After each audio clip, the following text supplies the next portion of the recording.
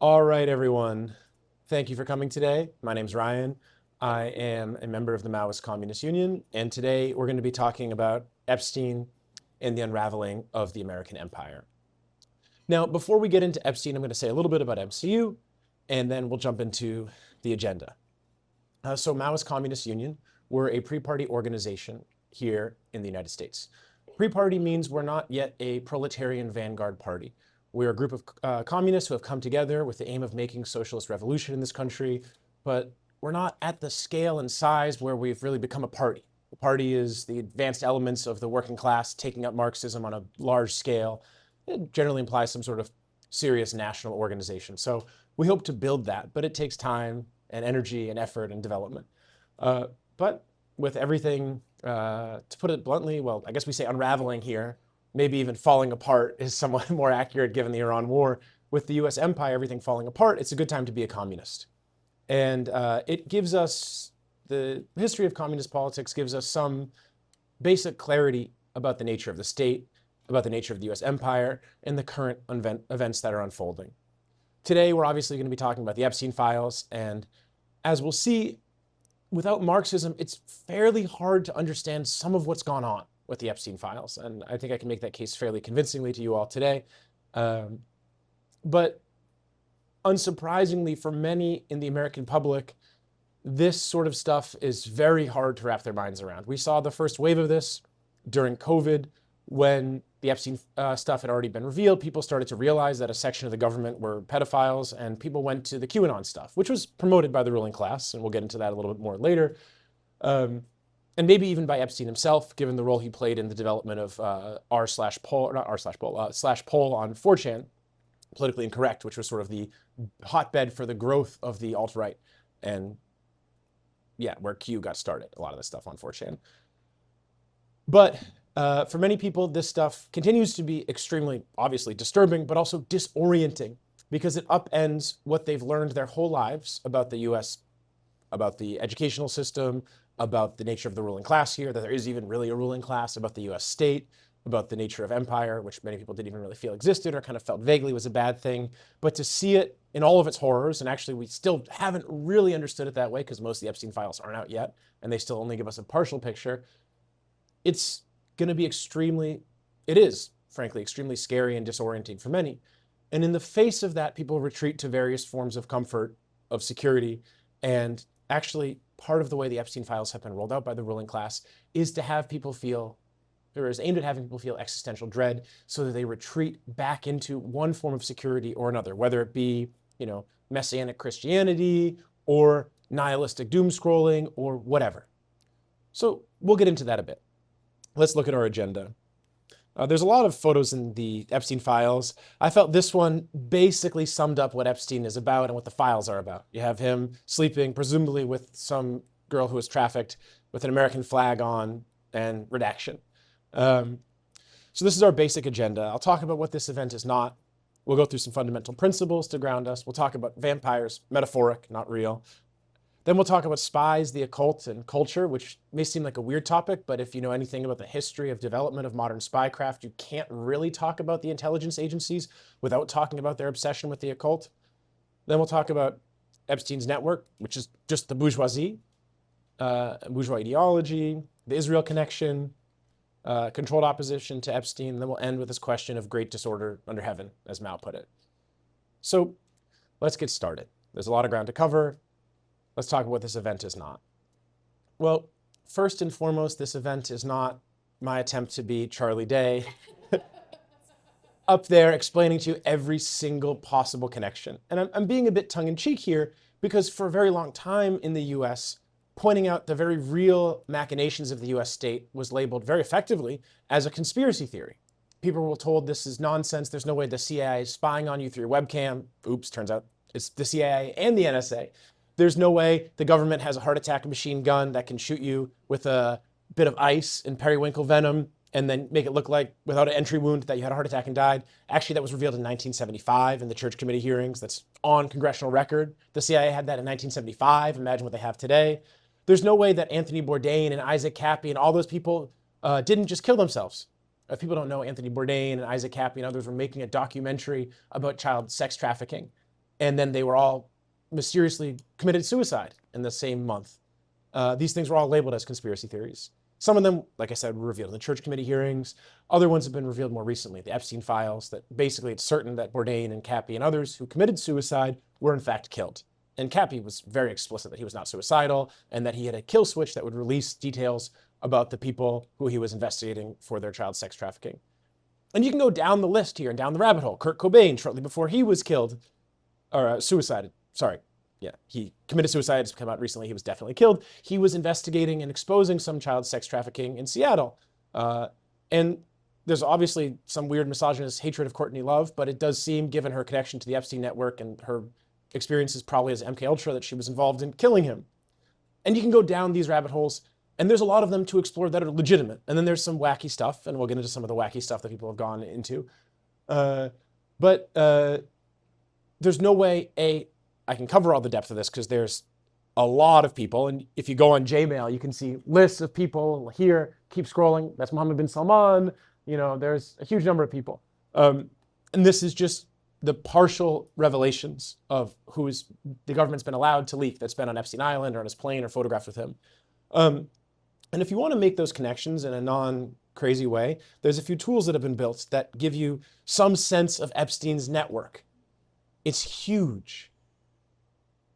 Now, the basic thesis that I will try to explain here, or I will explain and hopefully convincingly explain, is that we need to understand the Epstein files reveal some very clear and important details about how the capitalist class, and specifically the monopoly capitalist class, the big capitalists who have to plan a globalized economy with all the horrors that come with that when it's a capitalist globalized economy, how they operate. But this presentation cannot be a comprehensive analysis of all the connections. It's too large. 3 million files have been released. There's at least another 3 million that the government has that have not been released. Interestingly, especially right around 9/11, there's no information. Not a coincidence. But also there's a huge amount of stuff, including all the recordings in Epstein's cameras in his house, which were set up by Israeli security. We now know that definitively, that were all taken away. What's more, Epstein has a huge number of stuff, a huge amount of files on the cloud that we know about, like which cloud service provider and so on they're on, and the government has made no moves to get those.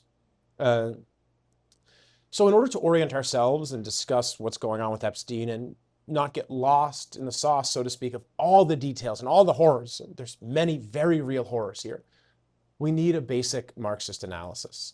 We need to start with some foundational principles, and then we can start to clarify a little bit what actually Epstein was about, what the revelations so far tell us, and how we can understand this and actually then agitate around it amongst the broader masses of the society. Because we don't, just try to understand the world to understand it. I mean, it's useful, knowledge is good, but the point, as Marx noted, is to change the world. And so in one of the biggest disclosures ever of government corruption and the horrors that the government carries out, and Epstein was part of the government, there's no question about that, we need to be able to agitate around it from a Marxist perspective, not a liberal outrage perspective, not a conservative Christian values against the satanic Baalists perspective, but a Marxist perspective to explain how this is an inevitable outcome of the nature of capitalist society. So let's start with a few fundamental Marxist principles, and then I'll show you why Marxists should not at all be surprised, actually, about the Epstein files. So Engels noted, the state is a product of society at a certain stage of development.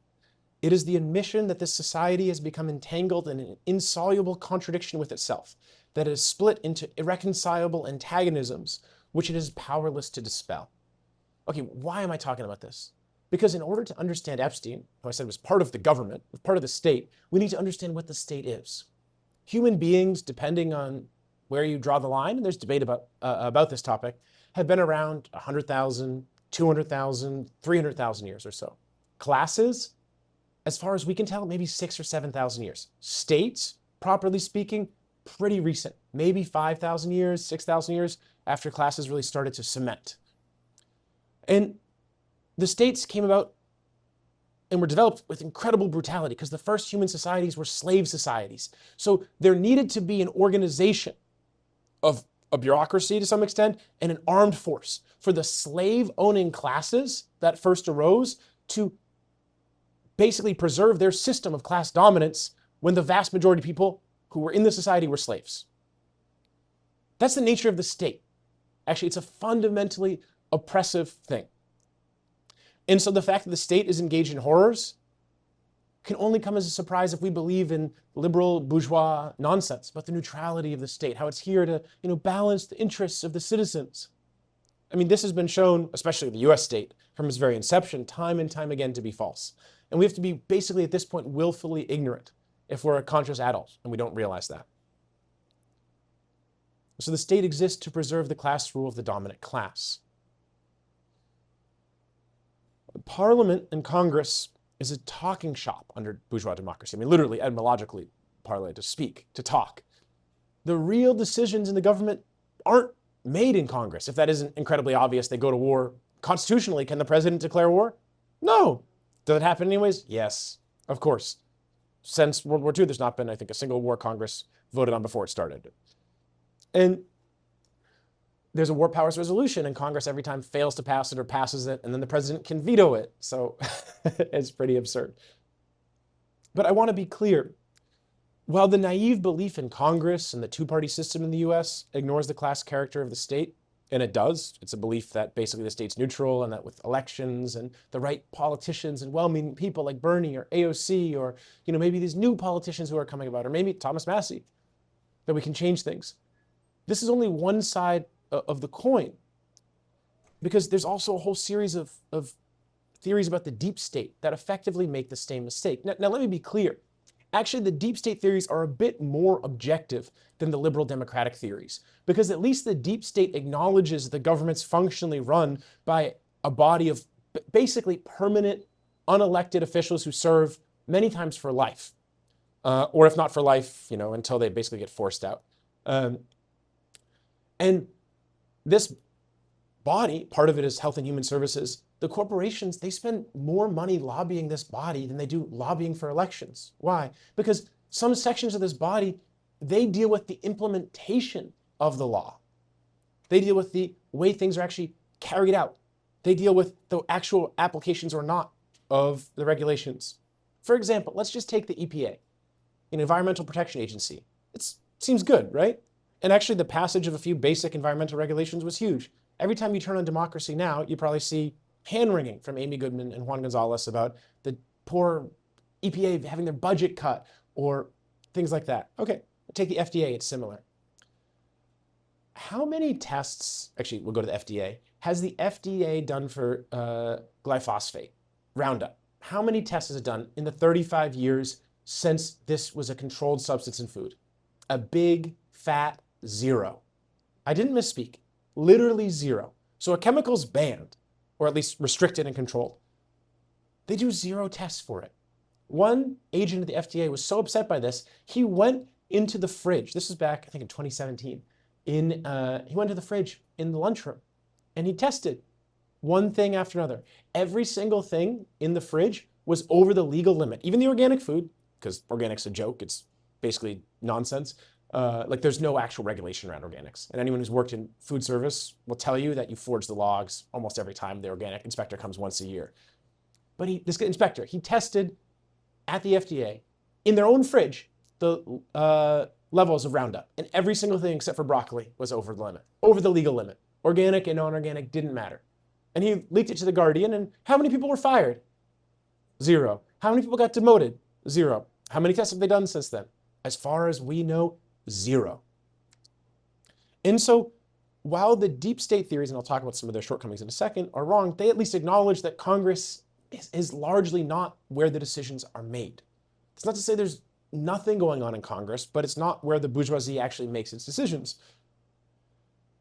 And the state is, under capitalist society, a bourgeois state. Now, in terms of the deep state, one of the things that generally gets put forward in deep state theories is that really maybe it's after World War II or something that things went wrong. After that, you have the military-industrial complex, or you have this corporate coup. Even leftists, people like Chris Hedges say this, you have this corporate coup that happens, and the corporations run the government. But from the very beginning, What was the US government founded by? Merchants and slave owners. They made an alliance and a compromise in their somewhat divergent interests, but somewhat united. I mean, the merchants made a lot of money too off the sale of the cotton from the South and so on. They made a compromise, and that was the principles the government was founded on, serving those classes and appeasing the other classes. And if you don't believe me about that, and some people unfortunately don't, most people here probably have some sense of that, just look at the rebellions that rocked the US in its first few years. I mean, the Whiskey Rebellion, or the rebellion in Western Mass. And these actually forced the passage of the Bill of Rights, which we now say was part of our Constitution. Actually, those were amendments to the Constitution forced by mass struggles and mass rebellions against the newly formed government. People were so upset, the common people were so upset, they felt there wasn't that much of a difference with the British Crown, is how some articulated it. So going back all the way to the founding, the US government has been in service of the ruling class, or ruling classes in that case. Now, to be clear, there have been, of course, important and qualitative developments with the massive expansion of the government bureaucracy, with the development of a standing army, and so on. So you don't want to downplay those, but the deep state theories really miss this. Okay, how does all this tie to Epstein? Well, we need to understand the way that actually wealth and power functions in a bourgeois democracy. And so let's look to Lenin. He actually quotes Engels a bit and then talks about it. In a democratic republic, Engels continues, he's quoting from Engels, wealth exercises its power indirectly, but all the more surely. First, by means of the direct corruption of officials, America. Secondly, by means of an alliance of the government and the stock exchange, France and America. At present, imperialism and the domination of the banks have developed into an exceptional art, both these methods of upholding and giving effect to the omnipotence of wealth in democratic republics of all description. Another reason why the omnipotence of wealth is more certain in a democratic republic is that it does not depend on the defects in the political machinery or on the faulty political shell of capitalism. A democratic republic is the best possible political shell for capitalism. And therefore, once capital has gained possession of this best shell, through, and he lists some members of the Mensheviks and the socialist revolutionaries, some like social democratic, left liberal-ish forces in Russia, it establishes its power so securely, so firmly, that no change of persons, institutions, or parties in the bourgeois republic can shake it. Think about that. No changes of institutions, persons, or parties. He says there's no reform possible in a democratic republic that can shake the hold of wealth and power, and in particular finance capital, which is the fusing of banking and industry. There's no possible change that can shake their power without revolution, is what he's talking about. This is very obvious. What we see with Epstein, and therefore what we see with the so-called deep state, is merely the various mechanisms by which wealth preserves its power and dominance over the people by means of the state. And in fact, the very people who run sections of the state, very powerful people like Anthony Fauci, much praised by the liberals, even though everyone somehow ignored his terrible role in the AIDS epidemic and his neoliberal slashing of all the hospital budgets throughout the entire period from the 80s on. These people are members of the bourgeoisie. They're part of the ruling class. So the leading state officials are themselves part of the class. And when you look at the US government budget, trillions and trillions of dollars a year, these officials control to some degree, and oftentimes meaningful degrees, the way in which that state budget is spent or not. I mean, Fauci oversaw the greenlighting of a huge amount of research and the cutting of other research. And so these people who are sometimes referred to as the deep state are in fact just part of the bourgeoisie themselves, even if they don't directly own businesses. And we'll talk about the revolving door in a second. But first, let's talk a little bit more about imperialism. This is from Lenin's Imperialism, the Highest Stage of Capital, or Capitalism. A monopoly, once it is formed and controls thousands of millions, inevitably penetrates into every sphere of public life, regardless of the form of government and all other details. In German economic literature, one usually comes across obsequious praise of the integrity of the Prussian bureaucracy, allusions to the French Panama scandal, and to the political corruption in America. So Prussia so good, French, Americans so corrupt. That's the typical stuff you see in German literature at the time. But the fact is that even bourgeois literature devoted to German banking matters constantly has to go far beyond the field of purely banking operations. It speaks, for instance, about the attraction of the banks in reference to the increasing frequency with which public officials take employment with the banks, as follows. How about the integrity of a state official who in his innermost heart is aspiring to a soft job in the Bernstrasse, the Berlin street where the head of Deutsche Bank is situated? In 1911, Eschwege, I'm not good at German pronunciation, so apologies if I'm butchering this for the German speakers in the audience, of which I know there are at least two. The contributor to the same magazine to whom I have already referred wrote an article entitled Plutocracy and Bureaucracy, in which he exposed, for example, the case of a German official named Volcker, who was a zealous member of the cartel committee and who, it turned out sometime later, obtained a lucrative post in the biggest cartel, Steel Syndicate. Similar cases, by no means casual, forced this bourgeois author to admit that, quote, the economic liberty guaranteed by the German Constitution has become, in many departments of economic life, a meaningless phrase. And that under the existing rule of the plutocracy, quote, even the widest political liberty cannot save us from becoming converted into a nation of unfree people. Sound familiar? And this was 15 years ago? So it's worth thinking about what this really means. You have this revolving door between the government and the big corporations. We'll come to that in a second. It's hard to distinguish where the government and the big corporations, one ends and the other begins, which is very much the case in the US today. But also, it's important to realize every aspect of economic life is dominated by these big corporations. And in the US, you're free to choose Nike or Adidas, Crest or Oral-B, or Colgate. Ooh, 3 choices. McDonald's, Burger King, Wendy's, KFC. We're so free. Think about it. And we'll get a little bit more into what this means, but I'll begin to emphasize some aspects of it now.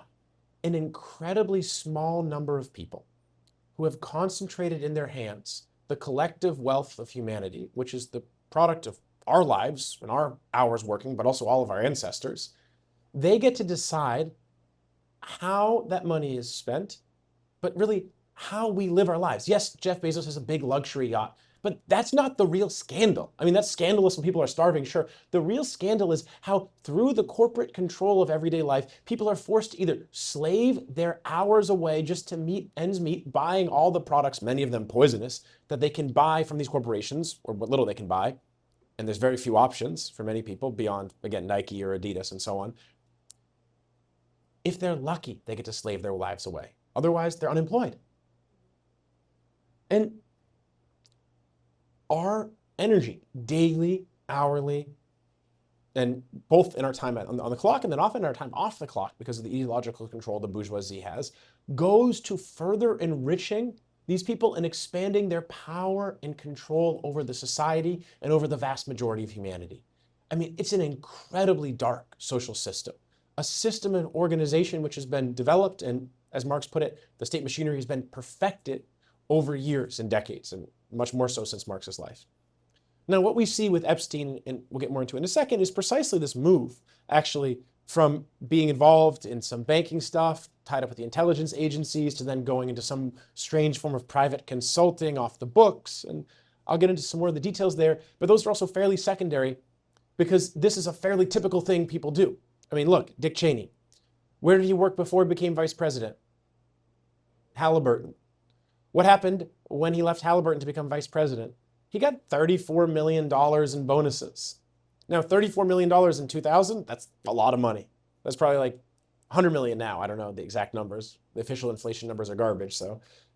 And then what'd he do? He carried out Halliburton's policies with the partition of Iraq, amongst many other things, deregulation of oil industry, more offshore drilling, etc. What about Obama? He's the nice, happy, liberal Obama. He surely couldn't have given a $400,000 speech at Goldman Sachs right after he left office. Now, 400,000, 34 million, that seems like Cheney's worse, right? Well, Obama gave a lot of speeches. He made a lot of money through books. And a lot of this stuff is off the books. By books, I mean his literal book sales. But a lot of this stuff is also off the books. And let's be square about Obama. While he may have gotten less money than Cheney and be less good at that form of corruption. I don't know. He may be better at it, actually. We just don't know. He also carried out far more drone strikes than Bush and Cheney, actually orders of magnitude more. So the lesser evilism, the longing for Obama, hopefully we're kind of over that as a society right now, but there still is some of that. Also, and I don't get into this, but the person, at least that we know from the disclosures, that Epstein emailed the most of anyone was Obama's White House counsel. He was emailing her throughout the entirety of the Obama administration. Okay, we know presidents, vice presidents, they're corrupt, but let's look at a fairly typical example. And this will also help to clarify a little bit more what the US state is. Anyone know who Mark Esper is? He was a member of the board of directors of Raytheon after serving in the US military. And then he operated as Trump's Secretary of Defense. I was Secretary of War, you know, we have that now. So, but he was still, it was still the Department of Defense in those good old days when Trump won. And so Esper went from military to defense company, basically the military, back to being the civilian oversight of the military, to then leaving the Trump administration. Anyone want to guess what he did when he left the Trump administration after Trump won? He's not in Trump 2. Well, a million different consulting jobs for various forms of think tanks involved in venture capital too, involved in various think tanks involved in regime change, US policy abroad, how to better handle the US empire, the venture capital, how do we invest in national security companies like Palantir and Raytheon and so on. I mean, it's right here. How do you really fully distinguish between the state bourgeoisie and the private industry? Now, all of this is important to understand because a lot of these people that we see that are public facing, they functionally actually serve the interests of the, what Lenin calls, and we'll get to this in a minute, the rentier class. A section of people who basically, as he put it, get their money from clipping coupons. They have huge fortunes they've accumulated. They're not involved in the management of money. They're not involved in the, maybe they're family businesses, but the individuals themselves often aren't. They're not involved so much in the government. Behind the scenes, they have a lot of influence, but they're not politicians. And this phenomena, integral to imperialism, is often observed in the United States and taken in some strange ways. For example, a lot of conspiracy theories about the Rothschilds, that kind of our gateway to anti-Semitic conspiracy theories, basically, people come to realize this basic reality, that the big capitalists sit behind the scenes. And then they go, oh shit, so there's actually a secret cabal. And there kind of is, but not in the sort of anti-Semitic, like Jews run the world type of nonsense thing that you see sometimes. But there's actually been a serious effort in American leftist academia to deny the fact that there's a section of the capitalists who make decisions behind the scenes that are distinct from what happens publicly. And anyone want to guess who this quote is from? I'll read it. It's from about 1990 or so. So the real question is, are there groupings well outside the structures of the major institutions of society which go around them, hijack them, undermine them, pursue other courses without an institutional basis, and so on and so forth?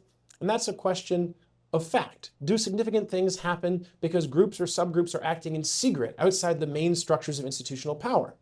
Well, as I look over history, I don't find much of that. I mean, occasionally you'll find something like the Reaganites with their off-the-shelf subversive and terrorist activities, but that was sort of a fringe operation. And in fact, part of the reason why a lot of it got exposed so quickly is because institutions are simply too powerful to tolerate very much of that stuff. What'd you say? Chomsky. Now, the point is there are very real institutions of power in the United States. Chomsky kind of talks about them.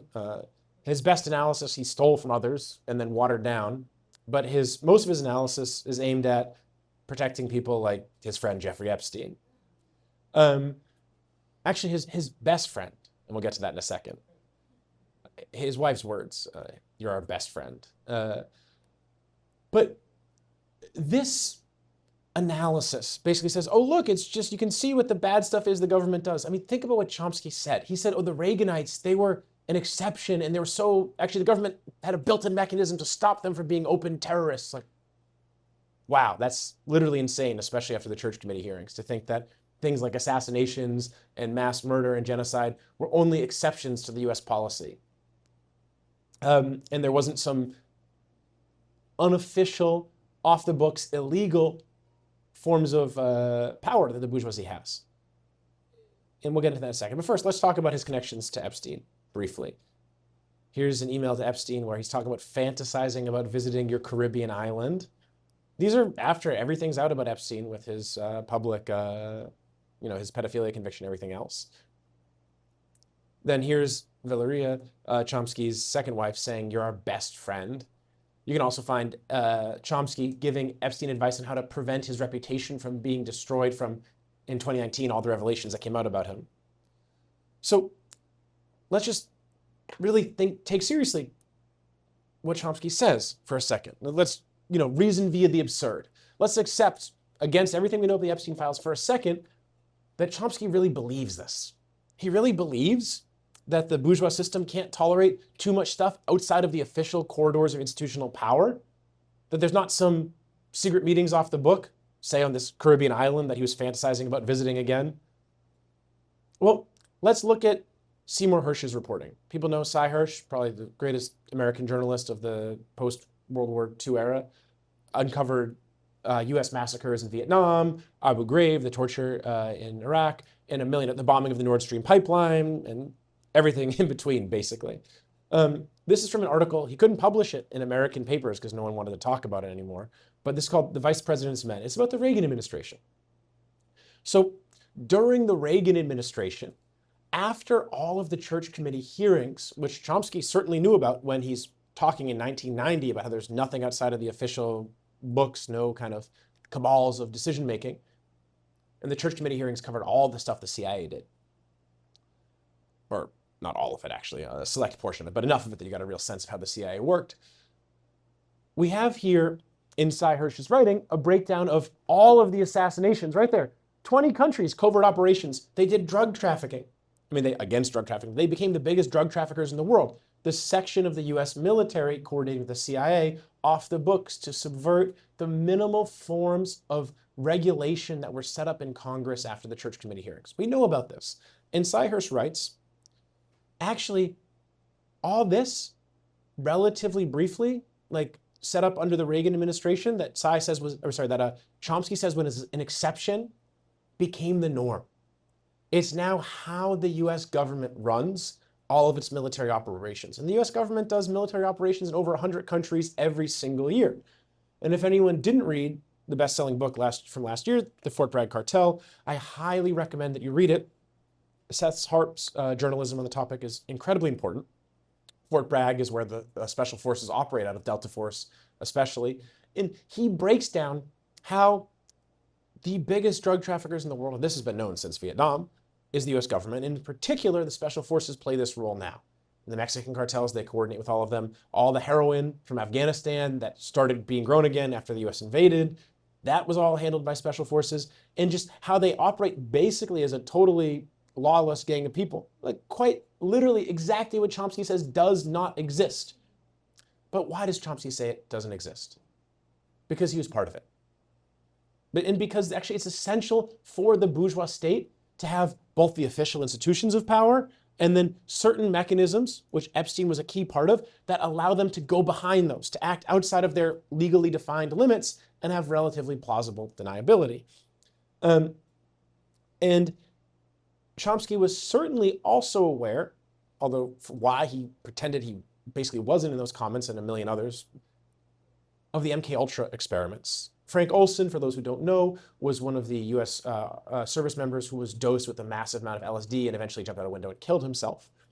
Now, we know about the MK Ultra experiments largely as a series of experiments the government carried out around mind control and LSD. They were far, far more than that. They were conducted in 80 universities around North America, and they were efforts by the US ruling class to really cement a system of social control.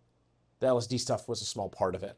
And you can see up here some of the inspiration they drew from British spy and avowed Satanist Aleister Crowley. We're actually going to come back to him when we talk a little bit about the nature of US spycraft and what the intelligence agencies really are.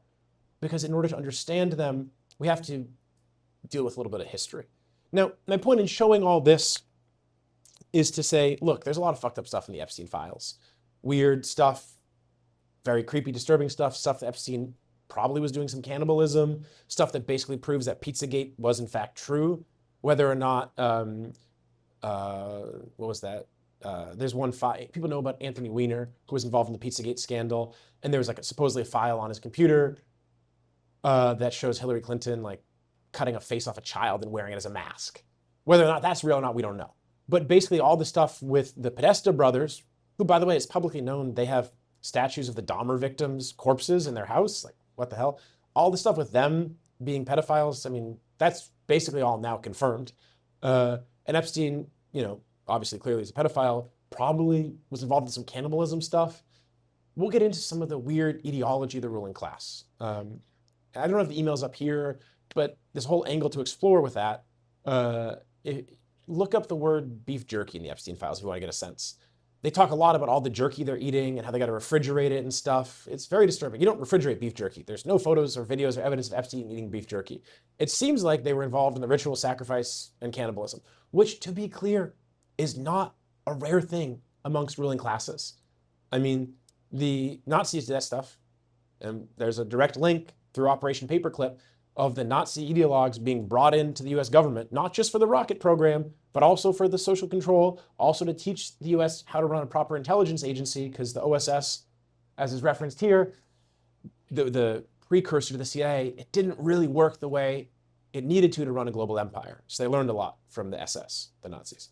Okay, my point is hopefully to thoroughly discredit Chomsky, to explain that he was part of the very cabal he said didn't exist, to explain that there's some naive and backwards conspiracy theories that do exist about this, but those are no reason to dismiss a square and grounded Marxist analysis about the needs of the US ruling class, managing a global empire, to have stuff on the books and off the books, to have secret decision-making, which goes behind the backs or outside of the realms of official legal control and outside of the official channels of power. And let's be real, you guys saw Biden. I mean, that man said, we defeated Medicaid in maybe one of the greatest fails, televised live fails of all time in his debate with Trump. I mean, he was not running the presidency. And Trump is getting, you know, pretty surreal in his talking points, not just about the Iran war, but he's kind of clearly losing it. We know that the presidents don't make all the decisions and that there's a whole institutional structure behind it and there's stuff off the books. So this shouldn't be so surprising. Okay, let's talk a few more Marxist principles before getting properly speaking into more of the Epstein stuff. So here we're getting to vampires.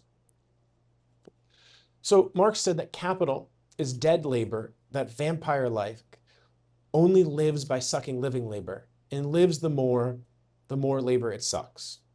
And so Marx basically predicted Peter Thiel. But in a more serious note, what Marx is saying is the very nature of capital is that people work, but because of the social nature of production and the private nature of accumulation, a huge number of people work together, both literally like in an Amazon warehouse, but around the world to make stuff, cars, buildings, televisions, food, whatever.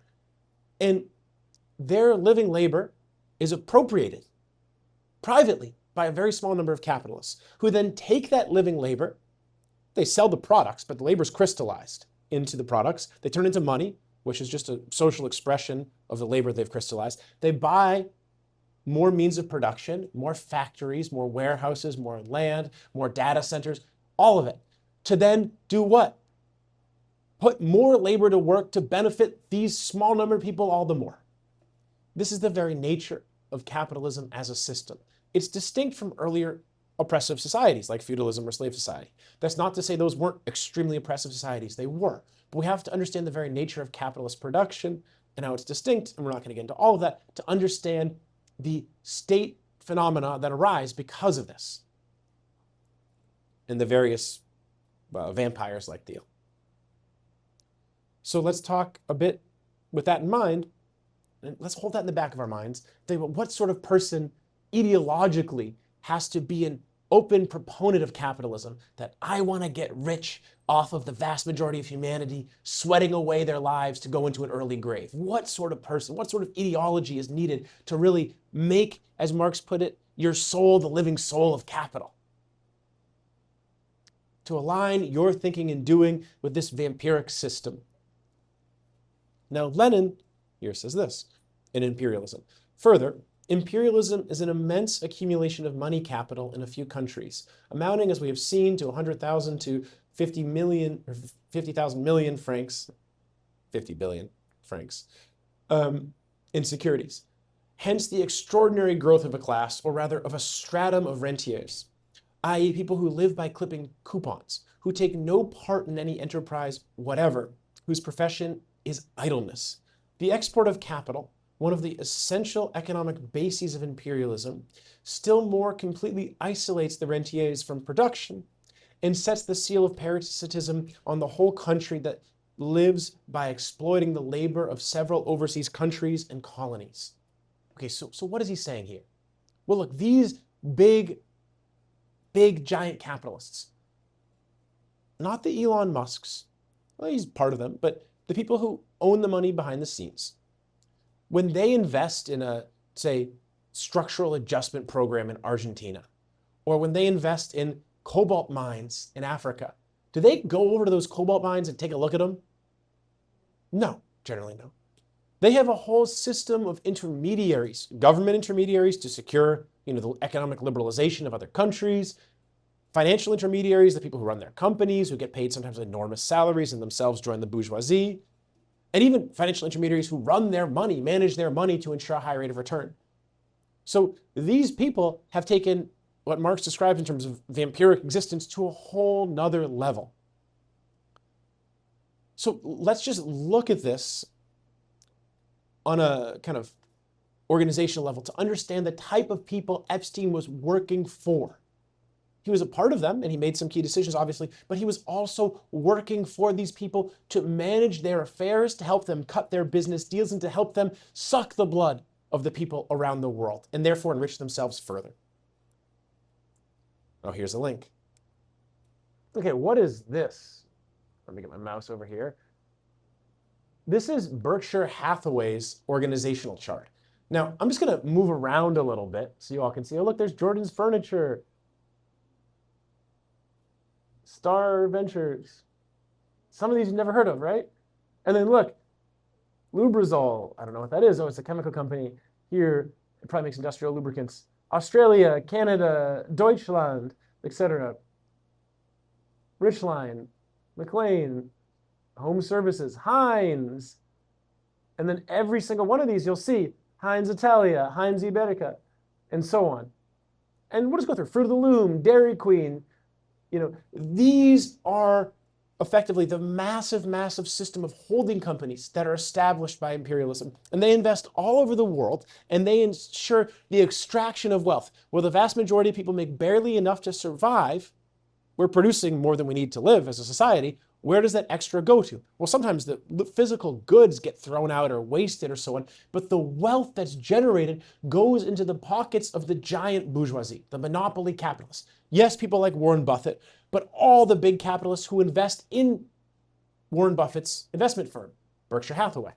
And I mean, this chart is huge. You can literally see, I just went down one a little bit, but it's Geico, all these insurance companies, etc. Every aspect of economic life around the world is controlled, not absolutely, we don't want to overstate it, but by and large by them. And in order to ensure regular production across all these industries, across all these companies, across all these continents and countries, and that's very complicated. They're involving billions of people, all different systems of regulation, different local and state officials to bribe, to coordinate with, different regulations to fight against or to promote. In order to coordinate all of that, you need a massive system, both state and non-state, NGOs, corporate lobbying firms, spy agencies, union busters, assassins, hitmen, gangs, arms traffickers, all of it. And as we see with Epstein, sex trafficking is part of this. That also should come as no surprise, as we'll see in a minute for Marxist. Okay, so back to our presentation. And so just to visualize what this system looks like in another way, in the US, a very wealthy imperialist country, here's what it looks like. This is outdated. This is pre-COVID, this graphic, so it's actually worse now. But You have an extremely small percentage of wealthy people, the rentiers, and some of them, the people who run the businesses in a few cases. You have a section of their kind of top level corporate executives and high-end management and NGO directors and politicians and that 9%. Pelosi makes a pretty penny for herself and her husband. Then you've got some section of maybe the petty bourgeoisie and mid-level management and the higher paid intelligentsia. And then you have that 20%, maybe some of the worse off intelligentsia, and maybe a few at the top end union workers and so on, and then the rest of the population. And so this system of stratification in the US, similar globally, it's more intense in other countries, greater poverty and so on, but this ensures a lot. It ensures compliance. It ensures that the people have someone generally below them. It ensures, think about it. You ever had a manager at a workplace who gets like $1 or $2 an hour more than you, but is just like a serious freak for the company? And like, they're so into the company ideology and like, I got someone shoplifting today, or so-and-so's not working, or stupid customers. And you're like, bro, why do you care so much? You get $1 or $2 an hour more, like chill out.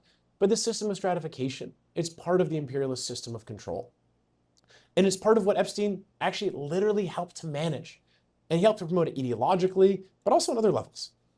Okay, so in order to understand how this works, and also in order to understand why Chomsky's so wrong in his dismissal of this stuff, and also the actually ideology that arises amongst the ruling class. He dismisses some of the more monstrous ideology. We have to understand the basic Marxist view of base and superstructure. Now, base and superstructure refers to a building. Marxists talk about the economic base, and the superstructure is everything above it. Now, sometimes people interpret this in a very silly and simplistic fashion. Oh, the base just determines the ideology, the superstructure is the state, the ideology, the culture, everything, so it's just mechanical one way. No, actually, if you look at how a house or a building works, the superstructure is very complicated. You can see the load bearing is transferred all the way down to the base in a very complicated fashion. What happens if you have a hole in a roof? You get a leak. What happens to the base? It gets eroded, then the superstructure falls down. So there's a dynamism. But can you build a roof without a foundation? I mean, you can build it, but it doesn't stand. It's not a roof. So we can say this is foundational, but everything that's built on top of it has an impact on the foundation. Why am I talking about this? Because I'm trying to tie together the economic base of capitalism, and specifically its monopoly capitalist stage, imperialism, that arises in the turn of the 20th century and that we're still living in, to the superstructural phenomena that we see. The ideology of the ruling class, the nature of the US state managing a global empire, the imperialist culture, which we see Epstein was heavily involved in promoting, and the extremely bizarre and weird ideology that exists amongst the ruling class, including some of this weird, like child sacrifice stuff that seems like was going on with Epstein. If we don't understand that, and we don't have this basic grounding, it's very hard to grapple with what's going on with Epstein without feeling lost in the sauce or terrified or like, oh my God, maybe Tucker Carlson's right and they are just satanic pedophiles and I got to go to Jesus or whatever. So let's look at what Engels says. This is one of his letters explaining the nature of base and superstructure. And I don't want to spend too much on this, but I want to give you a sense just to make sure it's clear that there's a pretty dynamic relationship between the two. Because of all the academics like Chomsky in the US left, who basically worked to attack Marxism and caricaturize it, and were funded by the Ford Foundation or whatever, Rockefeller Foundation, we have to kind of clarify the basics. According to the materialist concept of history, the ultimately determining element in history is the production and reproduction of real life. Other than this, neither Marx nor I have ever asserted. Hence, if somebody twists this into saying that the economic element is the only determining one, he transforms that proposition into a meaningless, abstract, senseless phrase. The economic situation is the basis, but the various elements of the superstructure, political forms of the class struggle and its results, to wit, constitutions established by the victorious class after a successful battle, etc., juridical forms, and even reflexes of all these actual struggles in the brains of the participants, political, juristic, philosophical theories, religious views, and their further development into systems of dogmas, all exercise their influence upon the course of the historical struggles, and in many cases preponderate in determining their form. There is an interaction of all these elements in which, amid all the endless host of accidents, that is, of things and events whose interconnection is so remote or so impossible of proof that we can regard it as non-existent, as negligible, the economic movement finally asserts itself as necessary. Otherwise, the application of the theory to any period of history would be easier than the solution of a simple equation of the first degree. Okay, so Engels is saying, forget this whole mechanical, one-directional determination thing. Economic base just means that's all the culture. Oh, it's just because the economy advanced, that's why we have Mozart, with the Renaissance. No, it's much more complicated than that. And actually, you can see this in the fairly varied development of all the different cultures in the capitalist societies as they emerged, and all the feudal cultures before them. But if we don't grapple with the economic foundation, we can't really get a materialist understanding of the state, of the culture, of the empire, of the crimes and horrors and ideologies of the ruling class. I think that point hopefully is clear enough, but there's actually a lot of subtleties to it. So I wanted to spend a little bit of time on it, especially because we've probably been pumped full of anti-Marxist caricatures of the basic position here. So why did I say earlier that Epstein and the crimes he committed, and especially the pedophilia, should be come as no surprise? Well, because Marxists have written about this before. And in fact, this is the basics of what happens with imperialism. I mean, here's from Lenin's short article called Civilized Europeans and Savage Asians. He's mocking this idea, obviously. Arnold, a British journalist who brings out a newspaper in Rangoon, a large town with over 200,000 inhabitants, is one of the Indian provinces, published an article entitled A Mockery of British Justice. It exposed a local British judge named Andrew. For publishing this article, Arnold was sentenced to 12 months imprisonment, but he appealed and, having connections in London, was able to get the case before the highest court in Britain. The government of India hastily reduced the sentence to 4 months and Arnold was released. What was all the fuss about? A British colonel named McCormick had a mistress whose servant was a little 11-year-old Indian girl named Ina. This gallant representative of a civilized nation had enticed Ina to his room, raped her, and locked her up in his house. It so happened that Ina's father was dying, and he sent for his daughter. It was then that the village where he lived learned the whole story. So I'm dealing with some reflection, so it's kind of hard to see the screen. I'll actually look back at it. No, that's worse. The population seethed with indignation. The police were compelled to order McCormick's arrest, but Judge Andrew released him on bail and later acquitted him, following a disgraceful travesty of justice. The gallant colonel declared, as gentlemen of the noble extraction usually do under such circumstances, that Ina was a prostitute, in proof of which he brought 5 witnesses. 8 witnesses, however, brought by Ina's mother, were not even examined by Judge Andrew. When the journalist Arnold was tried for libel, the president of the court, Sir, His Worship, Charles Fox, refused to allow him to call witnesses in his defense. It must be clear to everyone that thousands and millions of such cases occur in India. He means British colonial India.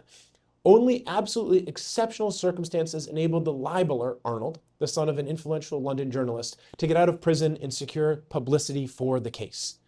So here we have Lenin writing, this article is from 1912, I believe, saying, look, this case of a British officer forcing an 11-year-old girl into a room and raping her happens thousands or millions of times in British India.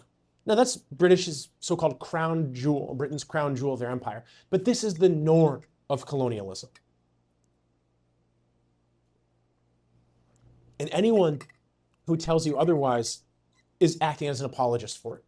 This is what so-called European civilization brought to their colonies. Rape and murder and plunder on a hitherto unseen scale. I mean, that's why this period of the late British Empire is called the late Victorian Holocaust, because the British killed via direct murder, starvation, famine, pestilence, drugs, at least 90 million people in the latter half of the 19th century. 90 million. And seen in light of this history of development, Epstein starts to make a little more sense. Now, the British aristocracy, ideologically, their whole ideology in this period had to be based on not only the domination of their own population at home, but also abroad. And this took on actually a very specific form of severe and intense interest in pedophilia as perhaps the most obvious case, an open case of domination. Jan Myrdal, a Swedish Maoist, has a book, Confessions of a Disloyal European. The confessions are kind of modeled after St. Augustine's confessions, and they aim to basically explain how he came to really reject the dominant European ideology and instead become a communist and side with the peoples of the world in their struggles. And the book is fantastic. I'd really highly recommend it. Early on in the book, he's describing when he was, in fact, in India in the 60s, and he was sick. And when he was sick, he was reading some Sherlock Holmes novel. He's like, the British are so weird about their sexuality. Like, what is up with this? There's the Victorian period. It's like the most repressed people ever. And his friend basically told him, look, you have it totally backwards. This is the public side. You don't see the other side. And I have here an excerpt from the book. When I got better, I found a box full of late 19th century pornography in the Shankar market. It had belonged to an English officer and a gentleman. Most of the books were sadistic. Colonel Spanker and all of those. So the norm for the British officers was just, violence and sex. But some items were interesting. He means interesting in a negative sense and worse than just brutality and sex. The most thumbed books were those about the defloration of very young girls. Quote, and this is from the book that that the British officer had. About 3 months after this, he came to my house with a 3-year-old girl and asked me if I wanted to enjoy her. I said that she would surely die if I did. He just laughed and told me to watch him enjoy her. I've cut actually a portion of it that Myrdal includes, where he includes the description in the book about the best way to rape a 3-year-old child. That's what the British officer class was sharing with each other and writing about in their times in India and around the world. Among other books that had belonged to this man were all the tomes about empire and frontier policy. Myrdal is being very explicit here. The direct link between the conquest of the peoples of the world and the sexual violence against children. He's not mincing words, and he's trying to actually elaborate on how, in this whole book, deals with it, not just the pedophilia stuff, but patriarchy, and how all of this is promoted in the empire to teach people, even those who are oppressed, to see actually in the oppression of others their own standing. Like, I'm ahead because I'm not as bad as those below me. I get to, kick a little bit. And you see this very clearly, for example, with Tim Pool. I know people saw him talking about the ICE protests. He was like, "That's my boot on their neck." He was screaming in excitement, like telling people. I know, Tim Pool's just a little, influencer or whatever, but he's telling people, look, when you see ICE brutalizing immigrants and citizens alike, and leftists, domestic terrorists, that's you basically. Live vicariously through them. This is explicit. Most of our ideology is implicit. But the point is, when the ideology is that explicit, even when it's implicit, there are some people who are literally doing this stuff to children. Epstein is one of them. The British officer class, this was their norm. Hence Lenin's point, millions of cases like this. And Epstein is far from the only recent scandal about pedophilia. Oxfam, the biggest charity in the world, for example, back in, 2019, was revealed to have, in Haiti, which basically has been dominated by imperialism, and the Americans and the French have never forgiven them for having their revolution against slavery. They've been dominated for hundreds of years by colonialism and imperialism. Oxfam, the biggest charity, they were systematically abusing children, sexually abusing them there. And, of course, with Haiti and the whole charity stuff that came with the earthquake, there was not only structural adjustment programs, but the Clinton Foundation was integral in this. And actually, if you go and look at where Clinton traveled with Epstein, and we'll talk a little bit more about Clinton later, he goes from one oppressed country to another with Lolita Express. Clinton literally, in his presidency, bombs Yugoslavia and destroys the country and sponsors all the different forms of ethnic separatism and nationalism. And then where do a huge number of the trafficked women that Epstein gets come from in that period? Former Yugoslavia. It's very direct. And in Africa, and India, and other places where they still have a semi-peasant economy, a huge number of people who are displaced from their land for mining operations, for new big factories and warehouses, for roads, dams, for big agribusiness to come in and replace the peasant economy, the girls go missing. Hundreds of thousands a year. And when all those countries join the EU, several million people, generally when you join the EU, like when Poland joined, it was like 1 million plus people left Poland a year to go work elsewhere in the EU. And a huge number of them, women disappeared forever. And remember, Romania, people may have seen, the US military was heavily involved in sex trafficking in Romanian orphanages. And actually Erica Kirk was involved in that stuff. And she's obviously connected directly to Epstein. She worked for his real estate company, helped to procure him, it seems, girls who were like through his Upper East Side apartment. Sorry. So this charity, imperialism, sex trafficking thing is a big web. And people probably are aware, maybe not, of the systematic abuse of kids in the orphanage and foster care system in the US, especially the Catholic stuff with the nuns and the priests, but it's across the board, really. These are all out in the open. That's why Epstein, these are all scandals that have been revealed before Epstein. That's why this shouldn't really surprise us so much. Now, to speak more about the superstructural stuff beyond just the abuse of children, there's, of course, torture. And it's no secret the US government tortures people. They called it enhanced interrogation under Bush and Cheney, but this is Epstein emailing, who was later revealed a prominent sheikh from the UAE, about how he loved his torture video. Does anyone know what the torture video was? People, by a raise of hands, people know what it was? This sultan from the UAE, he went to Afghanistan. And what did he do in Afghanistan? He found basically a poor Afghan villager with the aid of the US military security contractors and mercenaries from Dubai. He just beat the shit out of him for like 45 minutes or longer on camera and filmed it. And this was known, everyone knew about this before the Epstein files. And he was proud of it. He bragged about it. He went to go and basically get to, mess around and play mercenary for the US. And ISIS, for those who may not be aware, was a US and Saudi and Israeli creation. And a huge number of big Saudi businessmen, for the weekends, what do? Go and ride around with ISIS, get to commit some atrocities, have some fun, on the weekend. So this stuff is all pretty in the open. And, it's not legal. It doesn't, technically officially happen on the books, but everyone knows about it. And has to be a network of coordination outside of the official channels of power, outside of official institutions to coordinate this stuff. And Epstein was just part of that. And so he gets this email, I loved the torture video. It was great. Like he'd say, I loved the casserole recipe. And of course, people may know a lot about the US torture, maybe a little bit. The torture happened all through Vietnam. It happened in Abu Ghraib. This is just one example. In Iraq, of many. They round up, my mouse is showing here. Okay, I'll move it. It's not showing on my screen here. They'd round up random people off the streets and torture them, humiliate them, rape them, etc.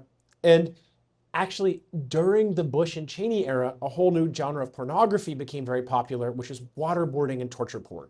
Now, there's BDSM stuff and other stuff before that, not to downplay that, but the literal waterboarding as a form of pornography and other forms of serious torture has risen since the War on Terror as a major, major form that's consumed in the US. And Chris Hedges in this book, I'm not going to share quotes from it. I thought they were just too disturbing to share, but it's a very good book. Talks about the rise of this stuff and how it's intimately linked up to sex trafficking and prostitution and everything else. It's very important, I think, to be square on this and to be square about the imperialist ideology that also justifies this. Even some leftist ideology, unfortunately, or nominal leftist ideology. But Epstein was a part of this stuff, directly promoting it and indirectly involved in networks of power that spread this. And think about it, people watch this sort of stuff, waterboarding. It's like, hey, you can fantasize about being someone like Epstein. And to tie it in terms of beauty standards, is it when the ruling class is doing stuff like what Epstein does, is it so surprising that beauty standards for women is fetishization of youth and infantilization of oneself? How much of what people put out they want from a woman, explicitly or implicitly, or women are taught to want, and taught to be wanted as a petulant child. Just to put it bluntly, what the hell else is brat, if not that? Okay, this is a lot. It's disturbing stuff, but it's the brutal reality in which we live that hides behind a fig leaf of democracy. And this is what Epstein shows us. It's what we should know as Marxists, but it's what Epstein shows us very clearly. And now with the broad populace in the US and around the world has to start to grapple with, and is starting to grapple with. So in order to understand Epstein and really the intelligence agencies of which he was a part and for which he worked, and we know that definitively now when he had access to key intelligence briefings and intelligence classified material, and it's all in the files that he was going to these discussions. And that's what they let out. We need to talk about spies and the occult and US and imperialist culture. Before I talk about this, anyone heard of the 3 M's of US imperialism? Show of hands. The 3 M's generally for US imperialism: McDonald's, Mickey Mouse, Michael Jackson. And that's like from the 90s, early 2000s, so it's a little bit outdated now. We could maybe revise that and have TikTok and other stuff up there. Or I guess now that Ellison knows TikTok, before that might have been Facebook or Instagram or whatever. Maybe it would be some mix of, I don't know, like Drake and a few other artists instead of Michael Jackson, but whatever. Okay, so let's talk about what Engels wrote about Russian foreign policy. Now, Engels wrote this document because in the 1890s, or is it late 1880s, early 1890s, basically his argument was Russian revolutionaries, at the time, most of them were not so Marxist, yes, there were some Marxists. They understood the weaknesses and corruption of Tsardom, but they didn't understand its strengths. And in particular, he notes Russian spies and their foreign service, their diplomatic corps, which was tied up with their spies, were incredibly adept. And actually, much more than the British spies in this period, and this changed a little bit later with someone we'll come to in a second, but the Russian spies were extremely skilled. So I'll read what he wrote here. Russian diplomacy forms, to a certain extent, a modern order of Jesuits, powerful enough, if need be, to overcome even the whims of a czar. And in Russia, the czar wasn't just the head of state. He was a man whose word was infallible and came directly from God. So to go against him was quite a feat. To crush corruption within its own body, only to spread it the more plenteously abroad. An order of Jesuits originally and by preference recruited from foreigners, Corsicans, Germans, Russo-Germans, the same names, I'm not going to read them, just as its founder, Catherine II, was a foreigner. It is this secret order, originally recruited from foreign adventurers, which has raised the Russian Empire to its present power. With iron perseverance, gaze fixed resolutely on the goal, shrinking from no breach of faith, no treachery, no assassination, no servility, lavishing bribes in all directions, made arrogant by no victory, discouraged by no defeat, stepping over the corpses of millions of soldiers, and at least one czar. This band, unscrupulous as talented, has done more than all the Russian armies to extend the frontiers of Russia from the Dnieper to the Dwina to beyond the Vistula and the Pruth, the Danube and the Black Sea, and from the Don and the Volga beyond the Caucasus and to the sources of the Oxus and the Jaxartes, to make Russia great, powerful, and dreaded, and to open for her the road to sovereignty of the world. He's saying they killed a czar. Whenever they lost, they didn't get stopped there. Whenever they won, they didn't get arrogant. They charged ahead. This foreign intelligence agency, foreign service intelligence agency for the Russian Empire, despite all the corruption and all the problems and all the issues in Tsarist Russia, which was extremely corrupt and decadent, they were able to, one victory after another, expand the borders and the power of that empire. And they developed in Russia some very important techniques, which the Brits started to learn from. This is the man who invented modern spycraft. By show of hands, who recognizes him? In the year 2000, he was voted the 63rd most famous British person. Today, he's basically unknown outside of some fringe leftist circles and some occult circles. His name is Aleister Crowley, or as he called himself, the Great Beast 666. He was Agent 666 for the British government, and he pioneered modern occultism and was perhaps their most successful foreign agent of the period. A far cry from James Bond, I know, but this is what he was like. So he had a motto, do what thou wilt, or sorry, you do you, as it's known in its contemporary leftist form, pure individualism. And he basically saw that it was in the interest of the capitalist class to promote a radical form of individualism. He tied this to the occult and sex rituals and a huge amount of drugs. That was more effective than buttoned up Christian morality at controlling the society. Now, there's a lot that Crowley did in the cultural level, and he was incredibly influential, including actually in the 60s counterculture movement, but also he sponsored the rise of occultism in Germany. He attended Hitler's 40th birthday. He convinced, before the Nazis, he convinced the German military to sink the RMS Lusitania, which, for those who don't know, when the Germans shot a torpedo, Crowley also planted a bomb on the ship that then exploded. That was the decisive thing that convinced the Americans to enter the war. He did this for the British Empire, but Crowley was pretending to be a double agent for the Germans. He had tricked them, and he told them if they sunk this ship, the Americans wouldn't enter the war. It had the exact opposite effect. So he was such an effective spy for the Brits that he was in the intelligence service of their main enemy, convincing them to do things that ended up contributing to their defeat in the World War. Now, Crowley was a spy. He probably was something like an Epstein figure. He was involved in all sorts of weird sexual stuff. We don't really know the full extent of it. He started a bunch of different occult societies. He wrote a bunch of books about child sacrifice and how those were essential, actually, to feed the dark gods that he worshipped and so on. He was a huge influence in the rise of American modern Satanism, and we'll come to that in a minute. But he's also a huge cultural referent. Anyone like the Beatles? Hopefully not. Ever looked at Sgt. Pepper's Lonely Hearts? There he is, top left. Anyone like David Bowie? His later stuff is better, but for when he's really in the drugs and stuff, occult. Here he is writing about Golden Dawn. That was one of Aleister Crowley's societies, and talking about Crowley's uniform imagery, talking about Himmler and how great he was. This reference to living in a silent film is probably Birth of a Nation, and then saying how Churchill lied, like pro-Nazi stuff in David Bowie's music. Anyone listen to Led Zeppelin? Anyone a vinyl person? Led Zeppelin 3? Look at Led Zeppelin 3. What does it say on it? Do what thou will. Jimmy Page bought Aleister Crowley's residence in Britain.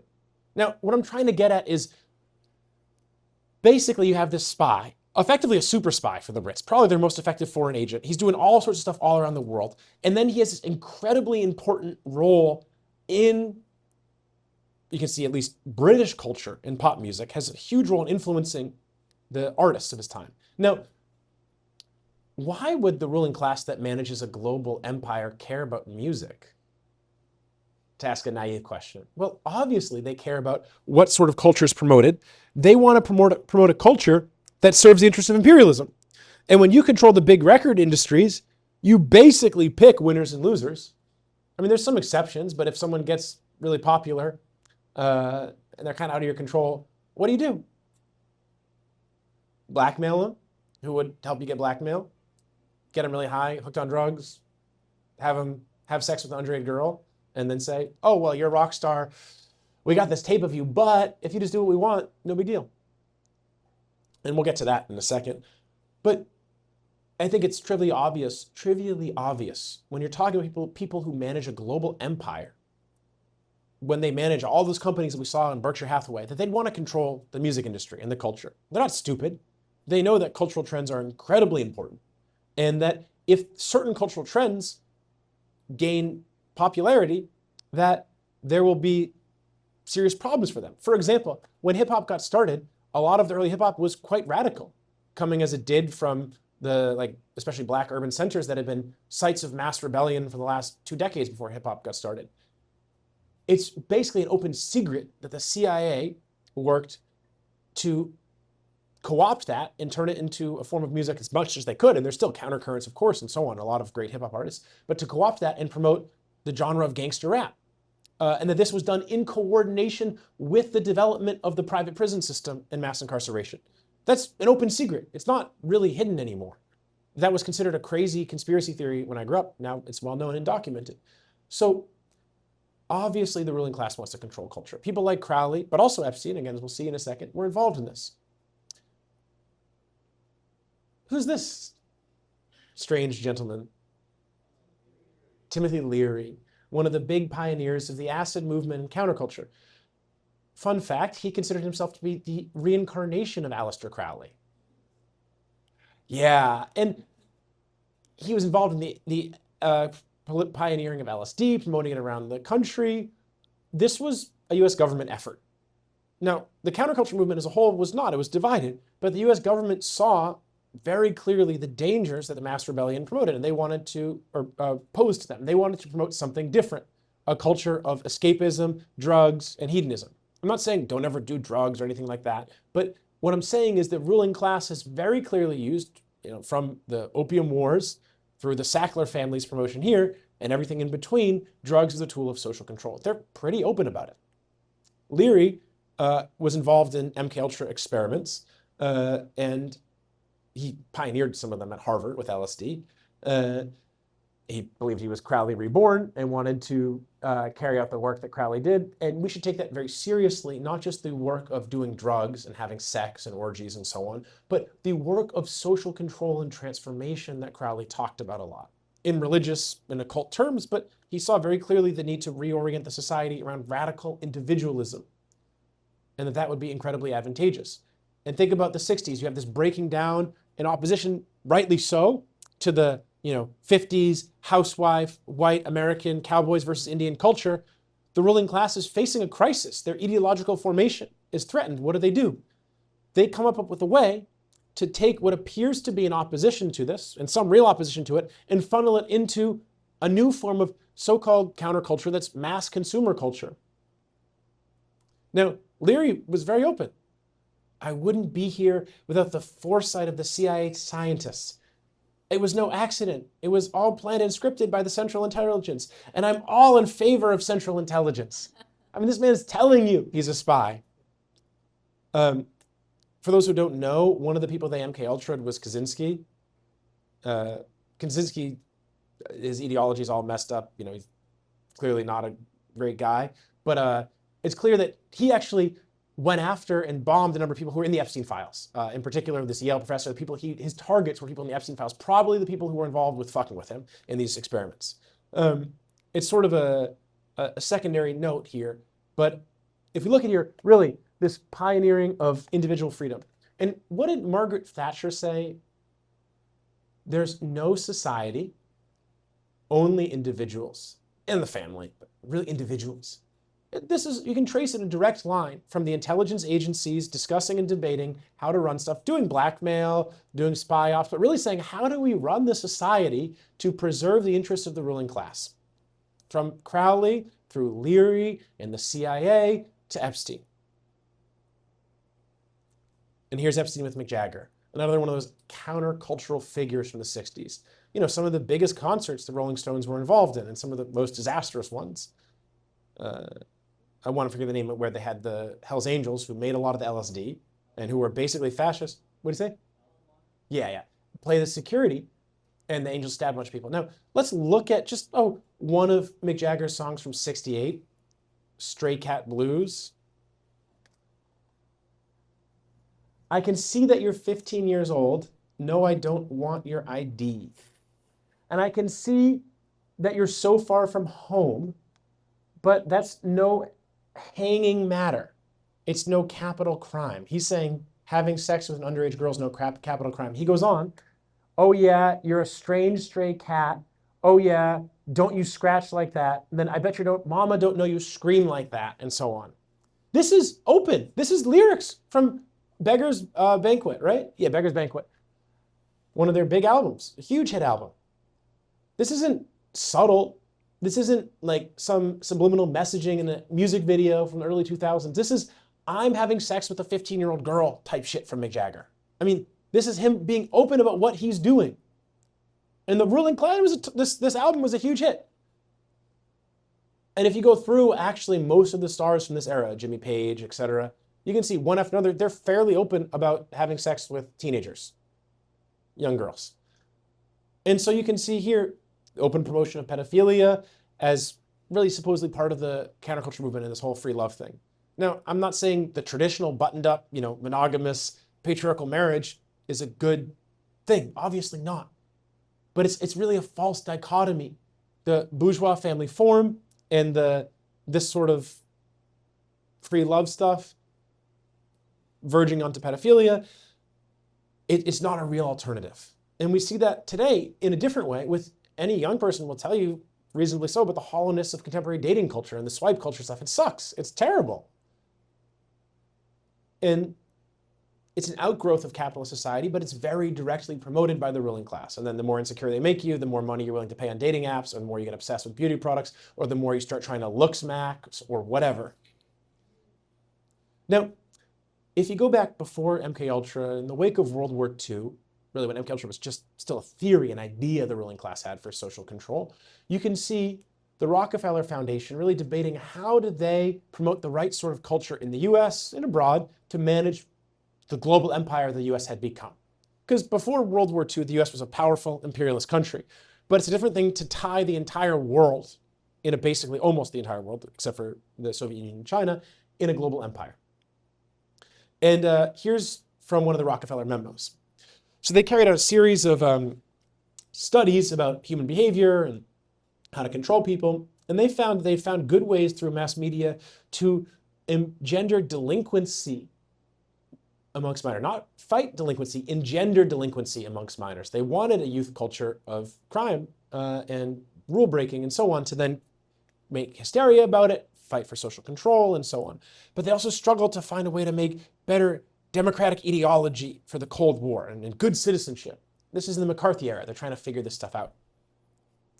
And what does this have to do with Epstein? Well, Epstein was very concerned with what kids were doing. Anyone recognize this creepy guy? This is the former CEO of the Barclays Group, Barclays Center right here, in Brooklyn. Here's his email with Epstein. He says, oh, why are we not having protests in the US? This is back in 2014, like they're having in Brazil. And he says, the group that should be in the streets has been bought off by Jay-Z. So what he's saying is, look, we have the US bourgeoisie. He's saying they have controlled artists who sell people an image of luxury lifestyle. In this case, especially with Jay-Z's music being glorification of just being rich, or glorification of patriarchy, got 99 problems, and so on. And this is a very effective form of social control. Epstein was literally talking about these things in his emails. And this, in a certain sense, is as big of a scandal, insofar as what it reveals about the ruling class and how they run the country, as the pedophilia stuff. And Jay-Z is not just the music. Remember Colin Kaepernick and kneeling and this actually significant protest amongst professional athletes against police brutality? What happened to it? Well, Kaepernick got iced out of the NFL, even though he was a quarterback who took his team to the Super Bowl.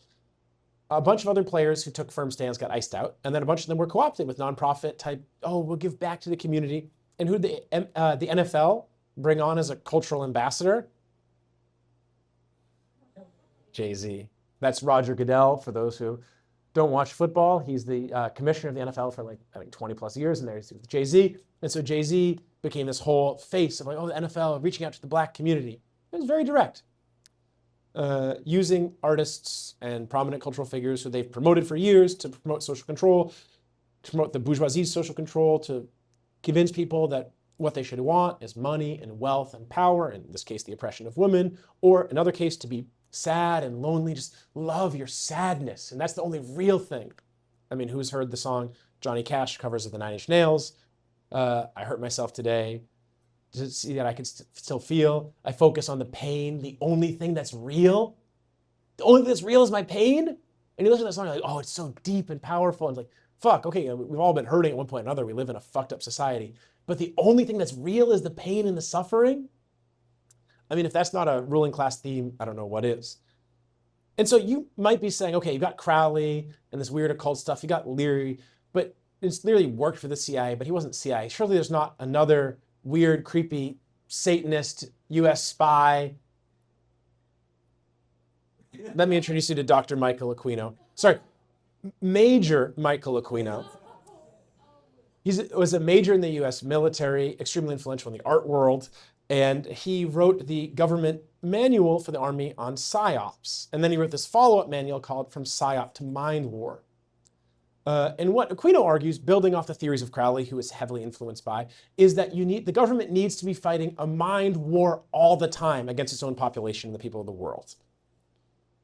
There needs to be a dominant narrative. There needs to be a counter narrative. There needs to be a counter to the counter narrative. There needs to be fringe marginal theories that are partially correct but are considered conspiratorial and outside the mainstream so that they're discredited, but they actually connect some dots. Some people connect dots. They get pulled into Alex Jones or something else. It's a setup for how to run the whole society.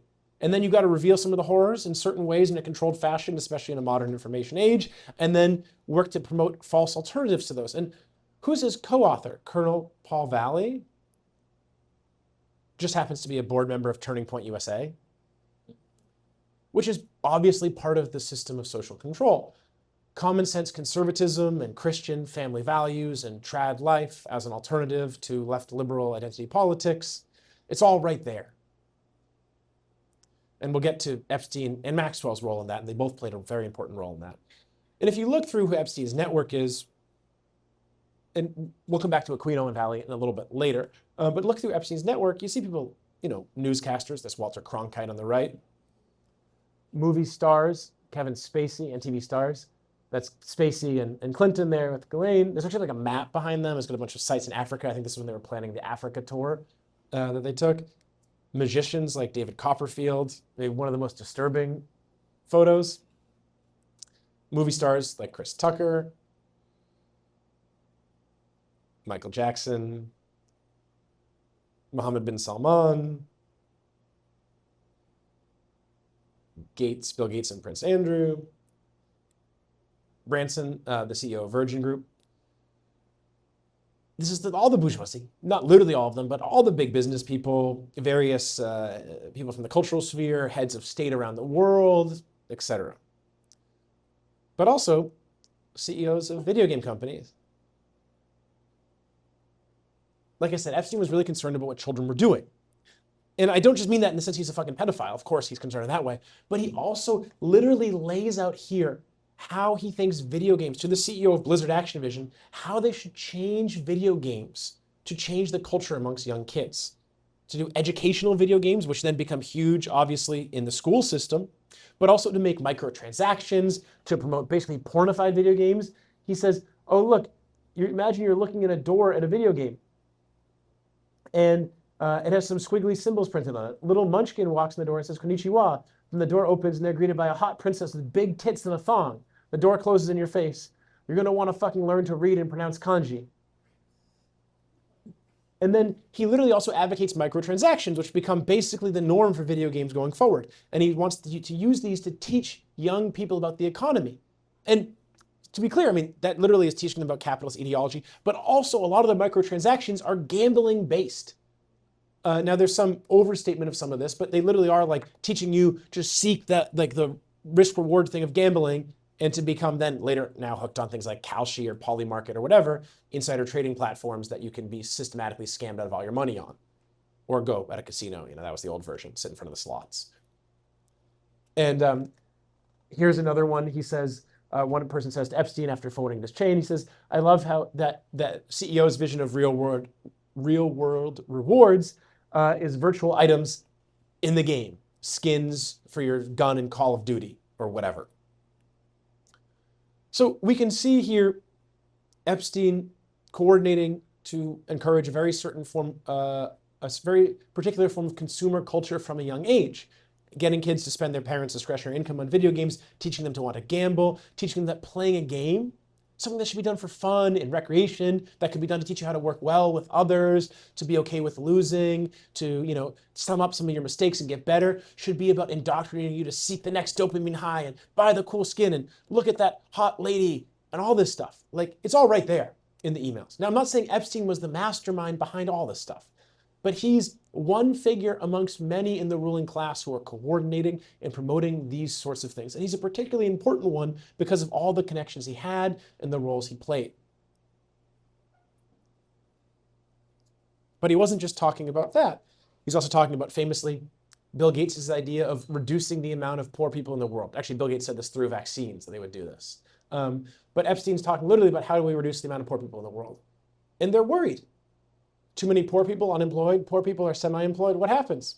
People revolt. They don't have much of a stake in the system. These are the normal sorts of things that capitalists debate. And Epstein, as a key figure in the capitalist class, was involved in them. But also, he probably gave Moot, the founder of 4chan, the idea to create r/poll, as I mentioned, which was the breeding grounds for the far right. And actually, a lot of the anti-Semitic conspiracy theories that are popular on the far right in the modern era of like alt-right stuff started on there. Which then there's a whole reckoning. They're dealing with some of those people like, holy shit, actually, it was Epstein who told us to believe anti-Semitism. Like, what does that mean? Now, some of those people are pretty far gone. Maybe others will realize the error of their ways. I don't know. I'm not saying that's a likely thing, but it's a possibility. So think about it. One of the most influential modern political movements among young people, especially a right-wing one, Epstein was directly involved in creating. It may have been involved in the QAnon stuff too, given that that also was spread on 4chan. On the other hand, who's this person? Maxwell Hill, an interesting puff piece from 2011, the first Redditor to 1 million karma, the moderator of r/World News and r/World Politics and like 17 other forums. In Reddit, being for a lot of left liberals where they got a lot of their news and analysis. Well, there was a lot of speculation, it was basically confirmed before this point, that it was, in fact, Ghislaine Maxwell. The account stopped posting as soon as Ghislaine was imprisoned. There's a bunch of biographical details that the account had revealed that matched up with Ghislaine and so on. And then the other day, after Ian Miles Chang, the troll right-wing influencer who also was a co-moderator with this account, he was one of the big Reddit people with her, was posting about how great it was in Dubai as the Iranian missiles were ending the idea of Dubai. Someone said, how was working with Ghislaine at Reddit? And Ghislaine wasn't just a moderator, she was influential in the whole rise of Reddit. And then Ian Miles Chang, in fact, confirmed that he did work with Ghislaine at Reddit. So Maxwell Hill is definitively Ghislaine Maxwell. So on the one hand, that meme that people seen it, like 4chan boyfriend, Reddit girlfriend, like that was them. They also literally created that. So the whole left liberal, like identity politics, DEI stuff that came up on Reddit, Maxwell was involved in promoting across the board. And on the other hand, the alt-right opposition to that, Epstein was promoting. Now, I don't want to overstate their individual roles. They did play significant roles, but this was social movements that the bourgeoisie helped to engender. Many people got involved in them out of naivete. That doesn't mean, for example, that the criticisms of patriarchy that were popular amongst the left liberal stuff on Reddit weren't partially correct. They obviously are correct criticisms of patriarchy. There's an incorrect framework of framing things in terms of bourgeois democracy, individual bias, and so on. But they were correct criticisms of patriarchy, but then you funnel people down this dead end of academic nonsense. And actually then some of the stuff from the alt-right criticizing the corruption of the Democratic Party, talking about something like the deep state, it kind of hits on some of the right things, but then convinces people to support anti-Semitic conspiracy theories, or believe Trump's going to change everything, or to believe in religious messianism with Q. And this is how the bourgeoisie works. They take some correct criticisms that people come across, again, to go back to Aquino, and they promote some of those, but then false solutions that actually reinforce the strength of bourgeois ideology and the class domination of the bourgeoisie. And just to give a sense of the type of people that were working with Ghislaine to run Reddit, here's just one of Ian Miles Chang's many disturbing tweets. And this is like not even the worst. I just put this one up. This is like the sort of normal stuff he would tweet out. So it's clear like what sort of people we're talking about here. Now, we need to understand all of this to get a sense of the bourgeoisie's system of social control. And in order to do so, it's helpful to actually step back and look at a pre-internet era spy who was involved in a lot of this. Of social control, control of intellectual life and discourse, control of public education, control of scientific publishing. Of course, I'm talking about Ghislaine's father, Robert Maxwell. For those who don't know, you probably read textbooks from the company that he owned, the largest textbook company in the United States, McGraw-Hill. He became a major investor in the 70s. He also started his business by buying up for basically nothing a huge amount of German scientific publications in the immediate wake of World War II and the rights to them, and then became one of the biggest academic publishers in the world and shaped the modern academic publishing industry with its like infinite degrees virtually of specialization, which creates new revenue streams and a whole scientific class of people who are so specialized that they generally struggle to understand larger social issues. This was a real concern the bourgeoisie developed in the wake of World War II. Problems in the scientific community, is how they termed it sometimes. Namely that some scientists didn't want to work on the Manhattan Project, and some, once they did and then saw the bomb dropped, were revolted. In fact, some of them famously went to China after the revolution in China and helped China develop a nuclear weapon so that China could defend itself from the US. And the ruling class in the US was very worried about this. And so people like Robert Maxwell helped to shape, in coordination with the CIA, the British intelligence, and the Mossad, although his main loyalties were to Mossad, the modern academic publishing industry. And if you shape the modern academic publishing industry, that means you shape modern academia. Because if you want to become a professor, what do you have to do? Get published. And if you don't get published, you can't really be a professor, or maybe at best you can be an adjunct, which means spend all your life running between different campuses and struggling to make ends meet. So before the era of the internet, Maxwell was incredibly influential in academic publishing, textbooks for children, but also he owned the Daily Mirror, a huge newspaper. He was a media mogul. He also was extremely prominent in promoting the Promise software, which gave actually the Mossad a backdoor into a huge amount of Fortune 500 companies in the US that then allowed them, and also probably the US government, to carry out various blackmail operations and also monitor US corporations and so on and so forth. So he's sort of an intermediary in a sense between spies like Crowley and the counterculture movement in the 60s and 70s and Ghislaine and Epstein. And so with this context here, all the Epstein stuff doesn't seem so surprising. It's horrifying, it's disturbing, but it's actually what we would expect from countries that run empires that span continents and whole planets. In fact, it's in the ruling class's class interest to act in this way because they run a system that benefits a tiny minority of people and oppresses and exploits the vast majority of the world. You can't run that system without a lot of social control. And that's not a conspiracy. I mean, in a sense, to conspire, to breathe together. They do breathe together in rooms and make decisions. But that's not some fringe theory that's not proven. It's just the basic reality of how capitalism has to operate. Okay, so let's talk about idealism in bourgeois society. Idealism, it's used in like casual parlance to mean like, oh, you're so idealistic, you believe that people can change. In Marxists' terminology, it means the opposite in a certain sense. Idealism means one form or another of belief that the physical reality is not the real reality, that there's some other realm, the spirit, it's all connected, man, or heaven, or God, or, the non-material plane where the demons are. And for those who've been following, you may have seen, for example, in Iran, which is, has a religious government, although they're fighting what I think is a progressive war of national defense for their sovereignty against the US and Israel.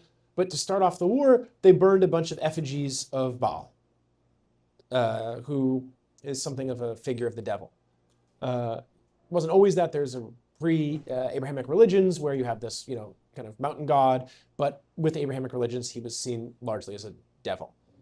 And so you have these effigies of Baal, often with, Star of David, generally meaning the Israeli state, not Judaism itself. There's a huge Jewish population in Iran that has total religious freedom in there. This is not, I think, an anti-Semitic articulation by the Iranian people, but there is, there's not, sorry, how to put it? There's not like an open promotion of anti-Semitism in these burnings effigies of Baal. They're saying the Israeli state worships Baal, the US government, there's Epstein up there, there's Mohammed bin Salman. But Jews in Iran are treated well. And I want to spell that out because there's a lot of like Hasbara propaganda that says, oh, the Jews are so oppressed in Iran or Christians are so oppressed in Iran. It's not really true, actually. It's a pretty syncretic society. But I think these effigies, you see Bibi there, they somewhat miss the point. Now, I want to be clear. I think some of the ruling class probably does worship Baal or some other weird shit. Crowley was very sincere in his occult beliefs. He really thought he was going to basically bring about some sort of divine demonic presence on Earth. The Nazis believed it too. They thought they would raise Thule from the depths of the ocean with blood sacrifice, amongst other things. Some of them did. They spent a lot of time researching the occult. I don't doubt people like Epstein, maybe not Epstein himself, maybe Epstein himself, believed in that stuff. His temple on his island, for those who don't know, is based off of Mamluk architecture. Mamluks were a dynasty empire basically that ruled in modern day Egypt as well as some of the Middle East and North Africa for a long time. And amongst the elite there was a pretty common practice of pedophilia. So it seems likely that's the reference, although there may be some other stuff there too with the temple that he had on his island. But the ruling class in the US is into some weird shit. What's that little red, Bay Area native, what's that red spot up there? Bohemian Grove. Now, Bohemian Grove was founded in the early 20th century. It started off, I think, from what I've read, and I'm not the most well-read on the topic, but I know the basics, as something of like an artist retreat, especially when the overall culture was so homophobic. A lot of gay people, artists seen in San Francisco would go there. But at a certain point, and I don't know exactly when, it became basically a weird ruling class culty thing. This is a giant statue of Moloch, like an owl, god, demon thing. And every year they have with ritual when the ruling class goes and retreats, a bunch of them, and the biggest people, but also like cultural icons, Jimmy Buffett, but also Henry Kissinger, Ronald Reagan, a bunch of others, go there and they have a retreat in these little lodges they have all over there. And then they do a ritual in front of this giant owl demon god statue called the cremation of care, where they have an effigy of a child that they burn. Pretty weird to do an effigy burning ritualistically every year of a child sacrifice, even if you're not actually killing a child. Now, years ago, Alex Jones snuck in and got some footage, and this was kind of considered some right-wing Christian conspiracy theory. There either wasn't anything there, or it was just crazy stuff. And okay, Alex Jones, he's a Fed basically, or a controlled opposition. And that's obvious in his praise of Israel and his like Labubu videos and all the crazy stuff he's been putting out lately. And he does literally have a Labubu video that says 6'7" a bunch. It's kind of surreal. You can go look it up. It's his New Year's video. But people had some sense this really was a thing, a real weird ass secret society where the ruling class does burning of a fake child sacrifice every year in front of a demon god statue. And that's now become mainstream. More Perfect Union put out a video on it earlier this month, I believe, or is it February? Let me see. Oh, I don't know if the date up there. I think it was the beginning of March. I mean, mainstream left liberal sources now are like, oh yeah, okay, everyone knows this now. Bohemian Grove. I mean, same thing with Skull and Bone Society, the ruling class at Yale. If you ever see any of them asked about it, videos of the Bushes, like, I'm not going to talk about that. Don't ask me about that. They supposedly have the skull of Geronimo, the indigenous resistance leader who they drink out of in their rituals when you get inducted into it. And they do some weird shit there. Alex Jones's angle was, oh, they're just demon worshippers and they're all gay because homosexuality is Satanism. So, okay, that's obviously absurd right-wing nonsense. But there's a good deal of these sorts of societies amongst the ruling class. And the Nazis were into this stuff, and a lot of them were in societies that ran back a long time, like the Knights of Malta, that goes back to the feudal period, or even before the feudal period. So this raises the question, like, does the bourgeoisie really believe this stuff? I mean, maybe some of them, but it seems kind of weird, right? Like, do they believe in demons and Baal? And some of them, I'm sure, are cynical, but let's just look at one of Epstein's biggest sponsors, Les Wexner. Take his own words. This is from, I think it was New York Magazine in 1980. He published a piece on The Billionaire Bachelor. What does he say? How did he get so wealthy? He said a dybbuk possesses him. A dybbuk is like a sort of Yiddish folktale about a sort of demonic force from a dead person who then their spirit stays around, from what I understand about it, and haunts the living. He literally says he is a dybbuk haunting him, and that's why he's so rich, and he's an insatiable drive for profit and power. There's also like a piece about how great he is. A bachelor, that billionaire bachelor lifestyle. Don't you want to marry this guy? Yikes. I mean, this is his own words. So some of them really do believe this stuff. And in case you don't know about Wexner, he's quite a prominent figure in modern American Zionism. I mean, his foundation basically, like Birthright Israel was his idea. His foundation pioneered it. Hillel, all these organizations on campuses to basically indoctrinate young Jewish Americans into Zionist ideology and to tell them that to be Jewish means to support Israel. He was the architect of a lot of the modern ways to do this. But actually, as we now know from Dropsite's reporting, it was in fact Epstein who ran a lot of this stuff. Epstein handled and coordinated with Wexner and a series of other very powerful Zionist billionaires the promotion of modern Zionist ideology to ensure continued US support for Israel, especially amongst the American Jewish population, but also to discredit people who supported the Palestinians or the Arab populations in the Middle East or others who fought against, including non-Arab populations who fought against Israel and Israeli occupation as terrorist sympathizers, as supporting radical Islam, blah, blah, blah. And let's talk about who Wexner said Epstein worked for. Now, Epstein worked for Wexner, but he also worked for other people. And this comes back to the rentier class, or the section of monopoly capitalists who run things behind the scenes. For those who saw Wexner's deposition, his lawyer said on a hot mic, "I will fucking kill you if you speak more than 5 more words." So I take that literally.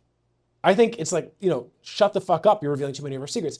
His lawyer said that after he mentioned that Epstein worked for the Rothschilds. Now, Wexner is trying to deny his own ties to Epstein, but the Rothschilds are a powerful financial family that goes back several hundred years of controlling of a big portion of European banking, which means the rise of monopoly capitalism, which means profiting off colonialism, which means a lot of fucked up and dark shit. And it's pretty basic to say that the big capitalists and the big bankers do that. And it's pretty basic to say that without being anti-Semitic. And, Wexner said, Epstein didn't just work for the Rothschilds. He also said, oh yeah, also for Jeff Bezos and the founders of Google. I think he's being honest about that. Bezos, the founders of Google, the big imperialists. Epstein had all these connections. He's part of intelligence. He knows the Saudi crown of prince. He can help you talk to, what's his name? Oh my God, just erased his name from my memory. Kevin Spacey about entertainment stuff. He knows Hollywood people, et cetera, et cetera. I mean, it's not a secret, for example, that Hollywood during McCarthyism was purged of all the radical elements. All the communist sympathizers, socialists, they were all kicked out to make sure there was a film industry that would promote the ruling class's agenda. And now we have great films like Fast and the Furious 9 or whatever they're on now.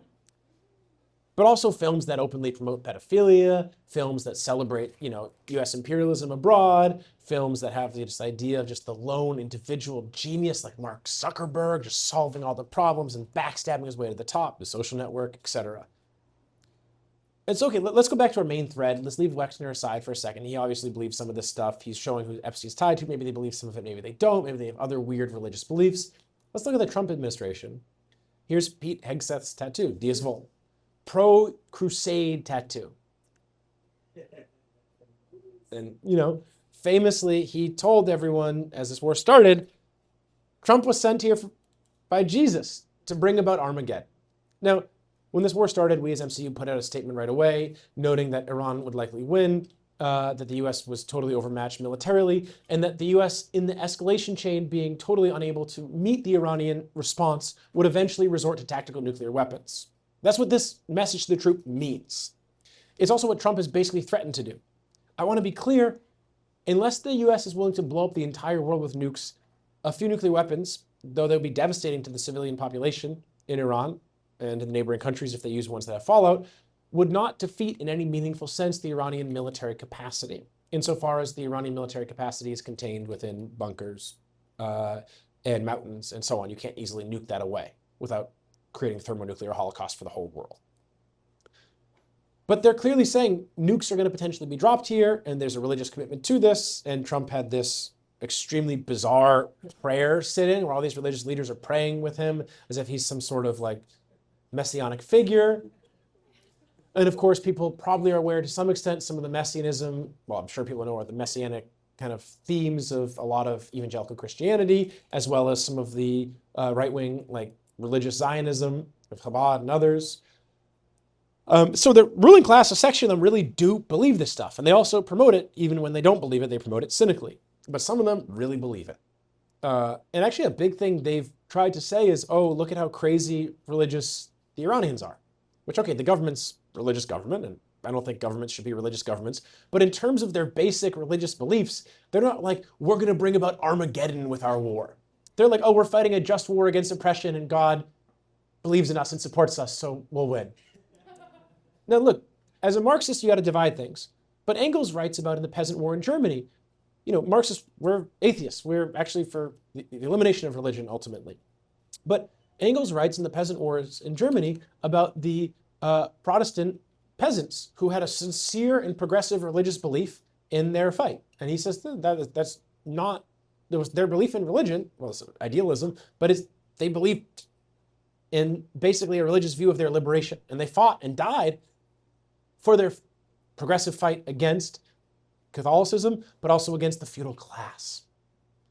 So too simple to just say that, oh, there's a religion in Iran and their state's religious, so therefore they're reactionary. Okay, that's sort of an aside, but let's come back to the US ruling class and people like Epstein and Trump and others. Now, Trump, to be clear, he doesn't even know a Bible verse. To be fair, that doesn't stop you from being an evangelical Christian, but I don't think he's really religious, but Hegseth and others, sure. And do some of them believe in weird messianic shit? Sure. And are some of them into probably some demonic shit? Like believing in Baal or whatever? Absolutely. And look, the Nazis, the SS founded a whole branch just to research the occult because they were really into this stuff. And Crowley pushed that stuff on them, but they had there was a long root of the German mysticism they were drawing on. And the guy who developed the British tank strategy for World War I was really into Crowley and really into the occult. And he was a very good, from what all accounts, tank general in terms of strategy and tactics. He was a major general, but he really believed in this occult stuff.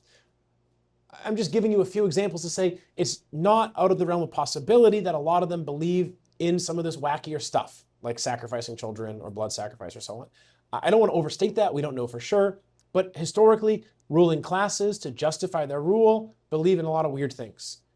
Peter Thiel believes in this whole like messianic antichrist stuff.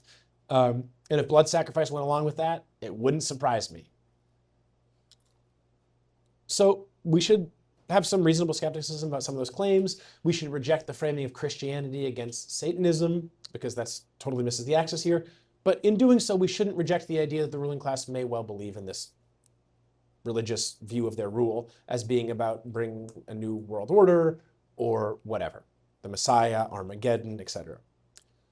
Okay, so let's talk the Israel connection. Here's one of the famous photos of Robert Maxwell with Ghislaine. He named his boat Lady Ghislaine. It's probably, he died at sea mysteriously. Probably Ghislaine and Epstein were on that boat and pushed him off and killed him. We don't really know. Okay, but the Israel connection with Epstein goes deep. Obviously, Ghislaine probably took over her father's role as a spy. Here's from the Epstein files, Chomsky. I think that's Epstein, not visible there, with Ehud Barak at MIT. And Chomsky, who's spoken out against Israeli war crimes a bunch, palling around with the guy who was involved in, was the 2014 invasion of Gaza? This is just the utter hypocrisy. If you have a single fucking bone of principle in your body, you don't hang out with Ehud Barak and laugh at his jokes like like Chomsky's doing here. Here's one of the, this is just a claim that was made in one of the Epstein files, but from a report to the FBI, but that Epstein would say he was Mossad. We know from other files that he had access to classified material and would go to some classified briefings with the CIA. We know that Epstein got the Israeli government to install security systems at his apartment, including the surveillance system, all of the tapes of which were taken before the apartment was raided by the FBI. We know that Epstein coordinated with the Indian ruling class to carry out their rapprochement with Israel at the behest of the US. This is a big thing because the Indian population historically very strongly supported Palestine. But with the rise of Hindutva fascism and Modi and the whole like Islamophobic thing that comes with this form of religious fascism in India, the rapprochement with Israel was very important. They plan to, in India, carry out the, quote, Israeli model in Kashmir. And they're using Israeli drones at present to massacre the Maoist revolutionaries and the Adivasis, the indigenous population in India. And Epstein was involved in this whole connection. And obviously, right before this war launched, Modi went from India to Israel to meet with Bibi and basically signal this. Also, with the genocide in Gaza, the Indian government has facilitated the transfer of basically Indian guest workers existing in a form of semi-slavery in Israel. So this relationship is very important for the Israeli government to be able to carry out the genocide of Palestinians, and Epstein helped to facilitate it in a meaningful sense. And there's Indian companies that help to produce arms for Israel. Israel invests in India, controls the lion's share of it, but they use Indian labor and so on. And of course, the Abraham Accords, the now probably destroyed, but rapprochement between the reactionary Arab monarchies in the Gulf and Israel, that was a kind of cornerstone of Trump's first and the second term and continued by the Biden administration. Epstein helped to carry it out, really build the foundation for it.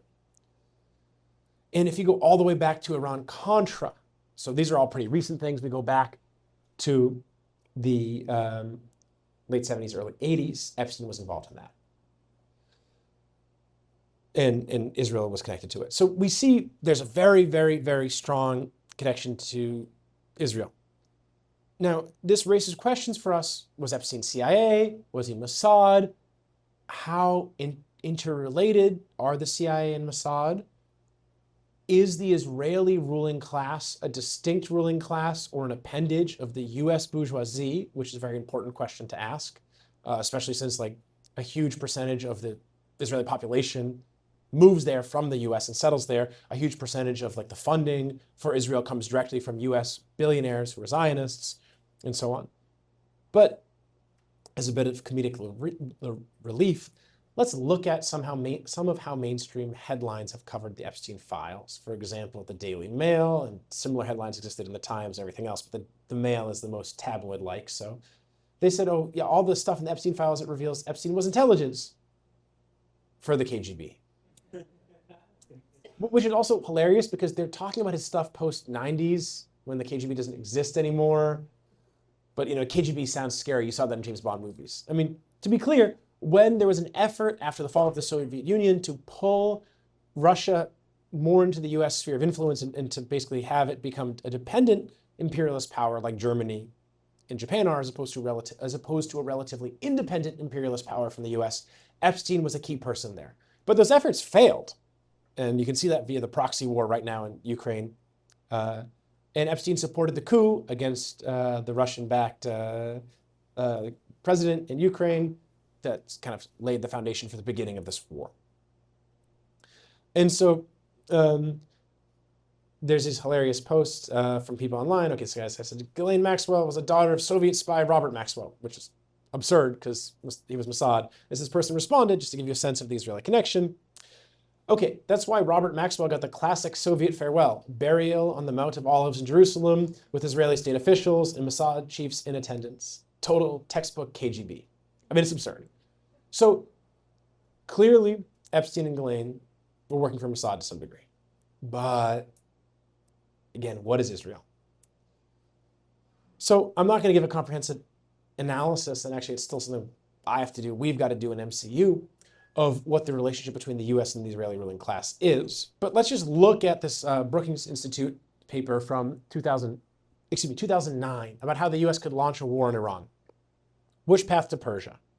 And if we look at it, and we go to chapter 5, it's called Leave It to Bibi, we see that one of the most viable options for said war is to have the Israelis launch the attack and then have the US enter. Now, what does this tell you? I mean, the US is a global empire. Israel is the size of New Jersey. Does Israel have some blackmail on US politicians, other things? Sure, but how does the Israeli military exist? How does the Israeli state exist? It's an outgrowth in a meaningful sense of US imperialism. So on the one hand, we have to be square about Epstein having Israeli connections. On the other hand, we have to be square that, like Biden said, if Israel didn't exist, we would create it. It's an extremely important and useful tool for the US ruling class. Now, it's a tool that also was being destroyed and that kind of got out of hand for them. But in order to wage wars of aggression, you need a strong support from a domestic base. In order to test out weapons on a population and sell them around the world, you need support for that. I mean, the weapons that Israel makes with US funding, they say tested in Gaza on them. That's an advertising point. I'm not joking about that. That's a real Israeli military advertising point.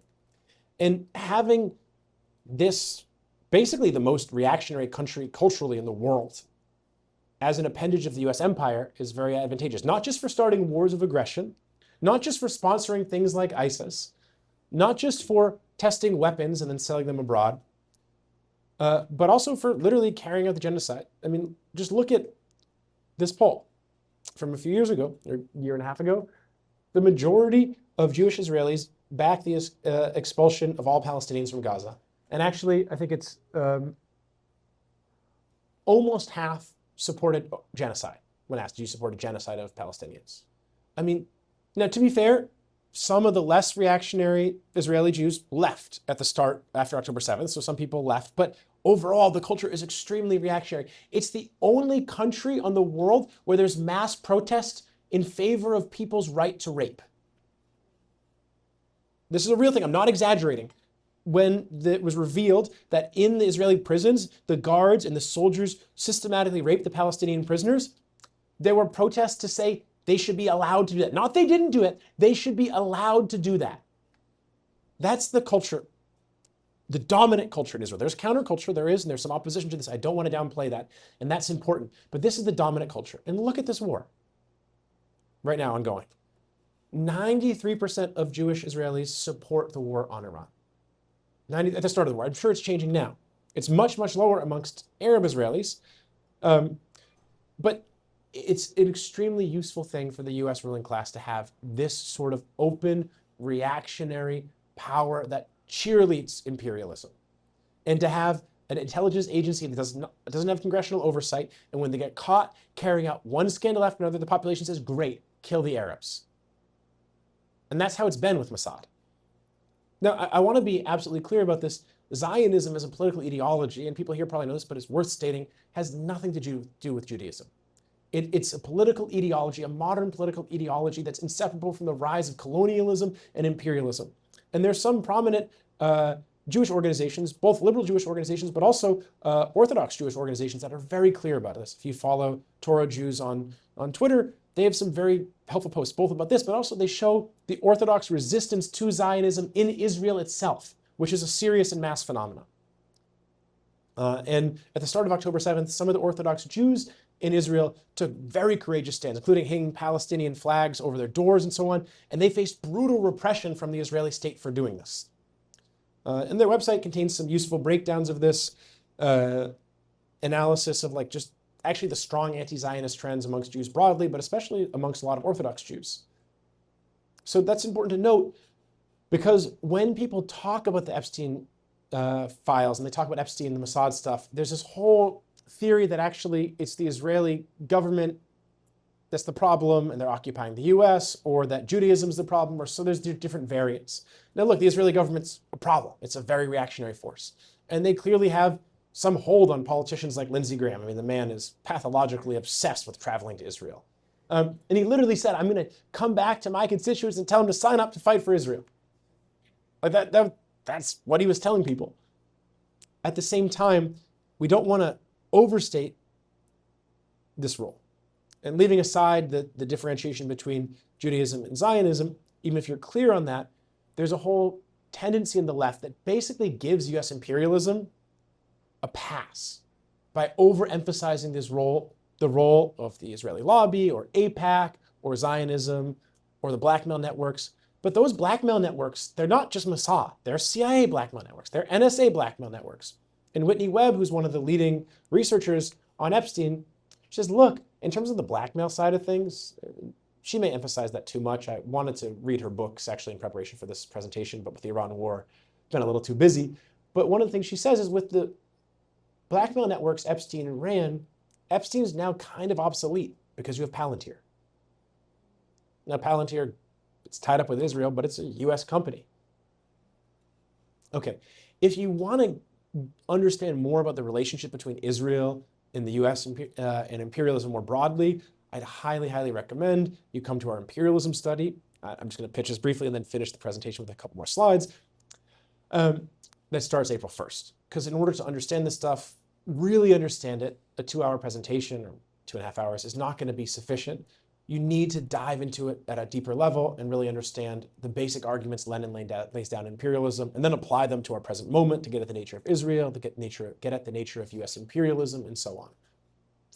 Okay, with all of this, hopefully painting a decent picture of what Epstein is, of what he isn't, of what this tells us about the ruling class and US imperialism, we need to talk about a major phenomenon that's ongoing, which is the controlled opposition to Epstein.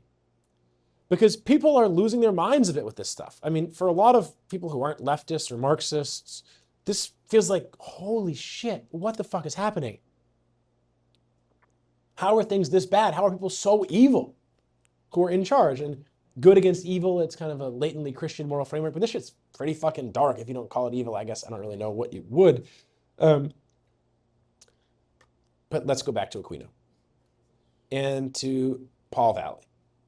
Because what we have here is basically the two sides of it. On the one hand, you have, Satanism and nominal support for blood sacrifice and all that stuff, and the Temple of Set and the Church of Satan, Anton LaVey. On the other side, you have traditional Christian family values, Turning Point USA, Charlie Kirk, and get married and have kids and, fight against Islam or immigrants or whatever. And what's happening right now is a lot of the people who have some credibility, especially on the right, who are opposing the Epstein files, people like Candace Owens, who has done actually some good reporting on the assassination of Charlie Kirk, who came out against the genocide of Palestinians and changed a lot of her views, actually, after talking to Norman Finkelstein, are promoting the idea that by learning a little bit about Crowley, you can see everything's just Satanism. And oftentimes that's sort of a code word for Jews sometimes or so on. Not always in her work, but it has come up sometimes. And this is obviously an absurd view. Okay, Hollywood was all a cult. Well, first of all, no, a lot of Hollywood was communists and leftists and so on. They got purged. And is there occult stuff in Hollywood? Of course there is. But they're summoning demons. There's this moral panic. And actually, when some of the Satanism stuff was going on in the 80s, there was this big opposition to it. People were reasonably disturbed by it, but they said, oh, let's just go to Christianity. Tucker Carlson, the US government's been using psychics to remote view for years. Are you freaked out by the Epstein files? Are you wondering if maybe actually Epstein did do blood rituals? Yeah, and also magic's real, guys. And the government's spying on you with psychics. No, they're spying on you with your Wi-Fi. That's another thing. And here's Tucker talking about the spiritual component, aliens and demons and UFOs, and the Pentagon. And that's Michael Schellenberg there, who, when the Epstein files first came out, what'd he say? There's nothing there. But then he changed his views. And as Whitney Webb notes, he basically couldn't maintain his position because the people who were paying Schellenberg basically got outed in the Epstein files. So he had to kind of to maintain some credibility as a journalism. And he did some reporting on the Twitter files, wasn't all bad, but he's part of controlled opposition and kind of supported Elon Musk and so on. But once these people's patrons came out in the Epstein files, some of them did a 180 and were like, oh yeah, Epstein files, but they've tried to detract from the main story. And so now he's going on Tucker and talking about aliens and spirituality and, demons. And I don't know if people have seen Tucker stuff recently. On the one hand, he's exposing the fact that 9/11 was probably an inside job, which was sort of a big taboo in mainstream American journalism, even though evidence was extremely clear from the beginning. But especially now, I mean, the level of insider trading on the exact airlines that flew into the towers the day before, Larry Silverstein's insurance policy, so on and so forth. I mean, these are simple facts. Building 7, free fall collapsing, supposedly from a fire in the basement. I mean, wow. But okay, now these are mainstream positions, and suddenly he's talking about demons attacking him in his sleep, and aliens, and okay. Now, what I'm trying to get at here is there's a real threat, a real danger, as people begin to realize some of the horrors of the ruling class, that they retreat into religious thinking, into trad life, trad wife stuff, etc., as a supposed safe haven and alternative to the horrors that they're coming to learn, and as a way to make sense of it. And they get into all sorts of various forms of religious and mystical thinking, which are very easy and effective ways to control people. And especially this whole alien disclosure thing. Actually, if we go back to that 1954 Rockefeller Foundation study that I mentioned earlier, one of the things they talked about in it was how a major threat of environmental degradation or a threat of UFOs would make the population very easy to control. And they actually did a whole study on Orson Welles' radio broadcast of War of the Worlds in a way they could use a similar panic to convince people just to blindly trust the government. These sort of studies, I think, laid the basis for the rallying to the flag after 9/11. But the government has developed and learned from these things. People like Epstein were talking about some elements of them. That's obviously partially why we don't have the 9/11 section of the Epstein files. And so with Trump's discussion, he might release the UFOs. You can imagine Tucker and others pushing people to rally around Christianity. You could imagine a whole series of influencers, regardless, stepping up their efforts to tell people the only way to make sense of this stuff is religious thinking. And there's other possible variants of controlled opposition that can come out to this stuff. Actually, Thomas Massey is one such form, same with Ro Khanna. To tell people, that you can still believe in the government. We can still get some things done. The system's not totally corrupt. There's some hope in the electoral system. You don't need to look deeper. These are bad people. They worship devils. Whatever. The only real alternative to this is a real Marxist analysis that can explain to people, and this is not a quick, simple thing. I mean, we need to produce short agitation to discredit these controlled opposition figures. We need to produce short agitation that explains some of this stuff. But also, there is a real thing of teaching people to understand Marxism so they can understand a Marxist analysis of imperialism, so they can understand the fact that there's a global system of domination inherently is going to give rise to horrors like mass abuse of children, human trafficking, genocide, etc. Without that perspective, people get focused on the evil of individuals and believe in false reform. And the dangers of false reform for any of us who grew up in the Bush era and then saw Obama should be very readily apparent. Now, I want to really close by saying the Epstein files, the fact that they're even being released and that we actually learned all this stuff about what the ruling class does represents a crisis for the ruling class. This is one crisis amongst a series of crises they're facing.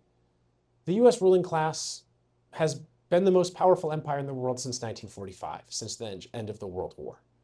And for a while, they were able to manage this empire with relative success. And they outcompeted their major rival, the Soviet Union, which after the 50s, or maybe before, turned capitalist and imperialist itself. And that's very obvious. They put the profit motive in command openly in 56 in the Soviet Union. They have the Lieberman reforms, et cetera. It's an empire. They call themselves socialist. It acts like an empire. It has capitalist practices internally. The US ruling class defeated them. You have the collapse of the Soviet Union, the neoliberal period, so-called globalization, even though we already lived in a globalized world, the opening up of a bunch of markets, triumphant end of the century. But since that victory, the US ruling class has really made one blunder after another. I mean, they destroyed countries like Iraq and Afghanistan, but they gained very little from that. The US ruling class's position globally has declined. And they've faced a setback after setback, and now crisis after crisis. And they're currently facing what even some bourgeois analysts call a polycrisis. That is a crisis of a million little crises. The Iran war being the latest example.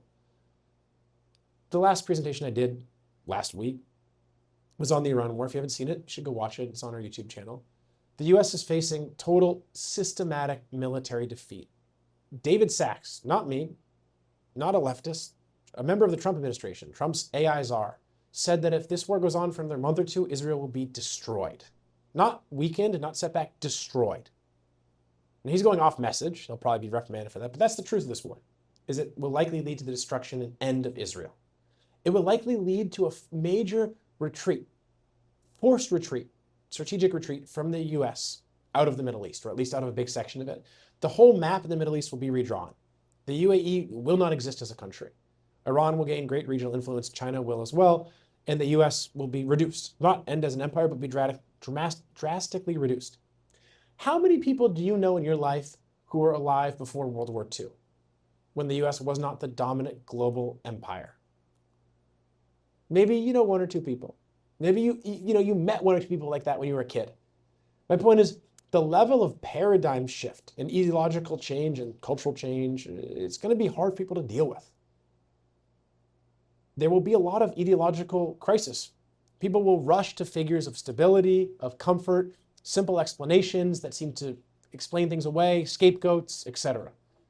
I mean, hell, we can imagine people like Candace and Tucker promoting some pretty open and virulent anti-Semitism as a way to scapegoat the Jewish population, to blame them for the crimes of the Israeli government. And we can imagine also a bunch of Israelis who flee Israel and come back here, probably to Brooklyn, and become like right-wing gangs, basically, since that's what a lot of the settlers are already in Palestine. So things are going to get pretty intense, and the ruling class is going to be at each other's throats because you don't have an administration botch something this bad and not have some people think about a coup or some sort of big change in the government. It's going to be a chaotic period if this war doesn't escalate to World War III. I don't think it will, but it's a very realistic possibility that it could. So even if it doesn't, we're going to have extreme chaos and disorganization. And the ruling class couldn't figure out how to get their own bombs, let alone how to run a country in crisis. So we're going to imagine, or you can imagine, just how much is going to change and quickly. And people in the US don't realize how much is already changing globally. It will hit people like a big shock. And so there's going to be polls towards Tucker, towards Candace, towards various other controlled opposition figures. There's going to be polls towards a lot of weird stuff. We'll see a lot of strange cultural phenomena emerge. We'll see a retreat into sex and religion, mysticism. We'll see a whole bunch of bizarre right-wing ideologies, probably a lot of like doomsday ideologies and so on. But in this chaos, there's a question for us who seek to make revolution and seek to change the world, us communists. And it sounds like a big task. It is, but it's, I think, part of really what it means to live. That is to say, the world's fucked up. There's a lot of problems. The state of affairs is not acceptable. I'm going to do what I can to change the world. And to understand how to orient in this period, I think we just have to look very simply to what Mao said, which is there's great disorder under heaven. The situation is excellent. Now, okay, it's a quote. It's a nice slogan, but it's an accurate slogan. Think about when Mao was alive. China had suffered decades, more than half a century, at the point he says this, actually, coming up on a century when he said it, of colonial domination. The country had been vivisected. There'd been a series of efforts at revolution. They'd been crushed, rebellions crushed, slaughter, famine, millions of people killed. The country was vivisected by different imperialist powers, sponsoring different warlords that made the cartels in Mexico and their infighting look small in comparison.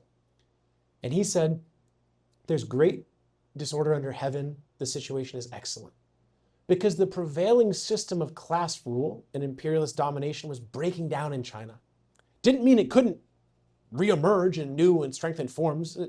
If you give the reactionaries time, they will regroup. They'll fight it out amongst themselves and someone will appear on top to be the king of the scrap heap, and that's how it'll go. But in these times of chaos, there are tremendous, tremendous openings for transformation and change socially. Yes, things could get a lot worse, but they could also get a lot better. Can you imagine? People in the US, a lot of people have said, living through the last few decades, I wish I was born in the 60s and 70s when things were happening. But can you imagine how tough it would be to live through the upsurge of the 60s and 70s and then see it defeated, and then live through the Reagan and Thatcher years, and then hope every time there's a crisis or a downturn economically or protest movement, maybe this protest movement, maybe it's kicking off again, only to see it defeated. I mean, that's pretty bleak. And then to see one after another of your friends and comrades give up, settle into relatively comfortable middle-class life, sell out, and go work at a big corporation, overdose and die, whatever. I mean, that's a tough fate. So it can be scary, given that we've known, for at least everyone who was here in attendance, who grew up in the US and lived here, pretty stable times compared to what the rest of the world goes through. But it should be seen, although it's daunting, as exciting. In a sense, we're lucky to be alive right now and to have relative political clarity about what's going on, to be able to, as the Panthers put it, seize the time and get organized to change the world. And that, more than anything, the fact that the Epstein files are coming out now speaks to the openings that are going to be in front of us, because there's going to be mass political awareness of how heinous the ruling class are.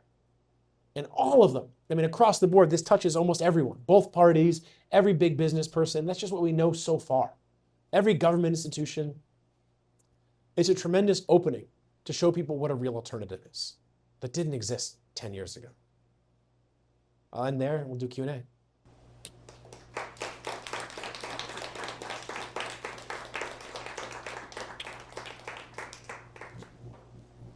Absolutely.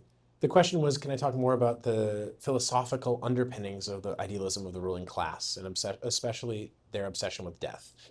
Yeah, I was debating how much to get into this in the presentation and ended up not including it. So I'm glad you asked it. It's an important question. To understand it, I'll mention two people, Martin Heidegger and Hannah Arendt. Martin Heidegger, as people probably know, was the leading Nazi philosopher. His main text, he wrote a lot of books actually, but his seminal philosophical work is called Being and Time. It's dedicated to Hannah Arendt. Hannah Arendt, of course, is a liberal philosopher who had an affair with Martin Heidegger when he was a Nazi. Heidegger, every single one of his big books is dedicated to a woman he had an affair with. And Arendt famously wrote Eichmann in Jerusalem on the banality of evil. She's a Kantian philosopher. Heidegger is too in a sense, but not quite. He rejects some of Kant's principles. I guess probably speaking, he's not Kantian on a few key points, but Hannah Arendt is a Kantian philosopher, and a lot of her writings on totalitarianism shaped modern liberal discourse that lumped communist politics in with Hitlerism and so on. Interesting that she was sleeping with a Nazi and had strong sympathies, and her analysis of Eichmann is totally off. He, in fact, wasn't banal. He was actually an enthusiastic Nazi. Just in Jerusalem at the trials, where most of the Nazi officials were not tried because they were brought into the US government, he was tried, and he presented himself as just carrying out his job and not challenging evil and so on. Okay, so the whole philosophical framework in contemporary American academic discourse through which generally, not always, but generally Nazism is understood and fascism is understood, and these extremely reactionary ruling class ideologies are understood, is fundamentally flawed. And that seeps into the popular culture. Actually, how many Hollywood movies do we see where the bad guys want to destroy the world and the good guys fight for the preservation of the status quo? This is right from Kant, actually, and the idea of radical evil as trying to destroy the status quo. And the only good then becomes preservation of the status quo. We don't live for a higher idea. We just live to preserve the status quo. I mean, it's in Game of Thrones, right? Which, by the way, the books are way different. They're actually like George R. R. Martin, for all of his flaws, he's like basically was politicized during the Vietnam War and is like an anti-religious, anti-war author. So his whole book is not about how the big bad evil wants to destroy things, and then in the end, yay, we have happy Western liberal democracy. He's got flaws, but he's not that. But the show becomes typical Hollywood slop. Independence Day, it's an older one with Will Smith, aliens come to destroy the earth, good guys save the day, happily ever after, we keep going on our lives at the end of history. So this is fundamentally the wrong framework through which to understand the stuff, but it's the dominant framework proposed. Now, let's look at Heidegger's philosophy itself. Heidegger posits that the very existence of human beings, our Dasein, our being there, our situated existence in the world, is being towards death. That the entirety of our existence cannot be oriented towards a higher ideal, really, but rather has to be towards death. The one sort of solution he proposes for this in his Introduction to Metaphysics, lecture series in 35, is that the people at the center of Germany who are the most metaphysical, and therefore the most threatened, must pursue their historic destiny, which is Nazism. But the obsession with death and the fixation on death as the ultimate goal of human life, ultimate and literally what determines human life, and here there's a pun, determination, the end, death, determined to be the cause, to be what it is. In a sense, on the one hand, there's the fear of death, but then death becomes the very meaning of life. And to prove that they are not in fact dead, they kill. I mean, that's the heart of Nazi ideology. It's why the SS has the skulls. You know, that Michelin Web look skit, Are We the Baddies? I mean, we've got skulls on our things. Are we bad? The bad guys? The SS on the front, realizing that they're evil. It's why the US paints skulls on their planes, and US soldiers have skulls on their patches. So there's this fixation amongst the ruling class on death as the ultimate real. Not so different than the fixation on pain, but a bit different. And so then there's this obsession with some of the transhumanism stuff, which is tied up actually with a lot of the occult stuff. And I didn't get into that, but it's a big thing amongst people like Thiel, but also like Brian Johnson and others. And the whole Palantir thing is tied up with this idea of transcending humanity and ending death. Brian Johnson kind of talks about doing it biologically. He was never really allowed in the club because he never became a billionaire, and he's sort of like terribly insecure about this. But Thiel and others seem to want to use technology to do it. And they're quite serious about this. They think that they can achieve some form of immortality through uploading their consciousness into AI or something. The point is, they have no concept, really no concept, I think, of anything good as an elite. And they can propose nothing good other than the status quo to the people to fight for. Maybe like reconciliation with your parents. A lot of popular media focuses on that as like the good. You can achieve the family form, but that's still really just preservation of the status quo. Now, I'm not saying you shouldn't talk to your parents or anything like that. I'm just saying like if that's the highest ideal, that's a fairly low bar. Have a good relationship with your parents. Okay, but what about the rest of the world, the life, etc.? So the question becomes, and I say this, it's in a sense a fundamental philosophical question. What is good? Can we propose a non-religious understanding of it? The ruling class basically can't. And so they're obsessed with death and prolonging their lives and avoiding death. What does Mao say? Mao says you got to understand death in different ways. To die for reaction is lighter than a feather, but to die for the people is weightier than Mount Tai. Now, he doesn't mean go throw your life away, quite the contrary. You know, he argued for the preservation of the revolutionary forces as much as could be made or could be done. But inevitably in the course of revolution, people do die. And even in the course of pickets and strikes in the US, people died. And we remember their names. I mean, that's why we talk about Joe Hill. That's why we talk about Fred Hampton. What did Fred Hampton say? He said, I'm not going to die riding on an airplane. I'm not going to die slipping on no ice. I'm going to die for the revolution because I live for the revolution. Now, we don't want to fall into fatalism and say we're going to die for the revolution and throw ourselves out there. And people do that on the left. It's a problem. People try to get like themselves arrested and get beat up by a cop. And there's some sort of like obsession amongst a section of immature leftists. I'm not advocating for that in any way. But what I'm saying is we can see in these examples that to live for something bigger than ourselves, and by bigger than ourselves, I mean the collective liberation of humanity, and to fight for that is really a life. It's not a mere animal existence of self-preservation, of trying to find what little modicum of enjoyment we can find as we stare at our phone and watch the TikTok reels obliterate our hours and our time so that the pain of our existence can be numbed out for a little bit longer. No, it's really a decision, and then it's not just an abstract decision. It's a decision one makes every single day of one's life over and over again to fight for the people. A better world. People who you don't know and will never meet. People who are not yet born, the future generations of humanity, so that they will not be born into this society ripped asunder and divided by class antagonisms, where a few benefit from the labor and blood, sweat, and tears of the vast majority. And so, in order to sustain their worldview, that they should be in charge, the ruling class, they have to retreat away from the concrete material relations of the society.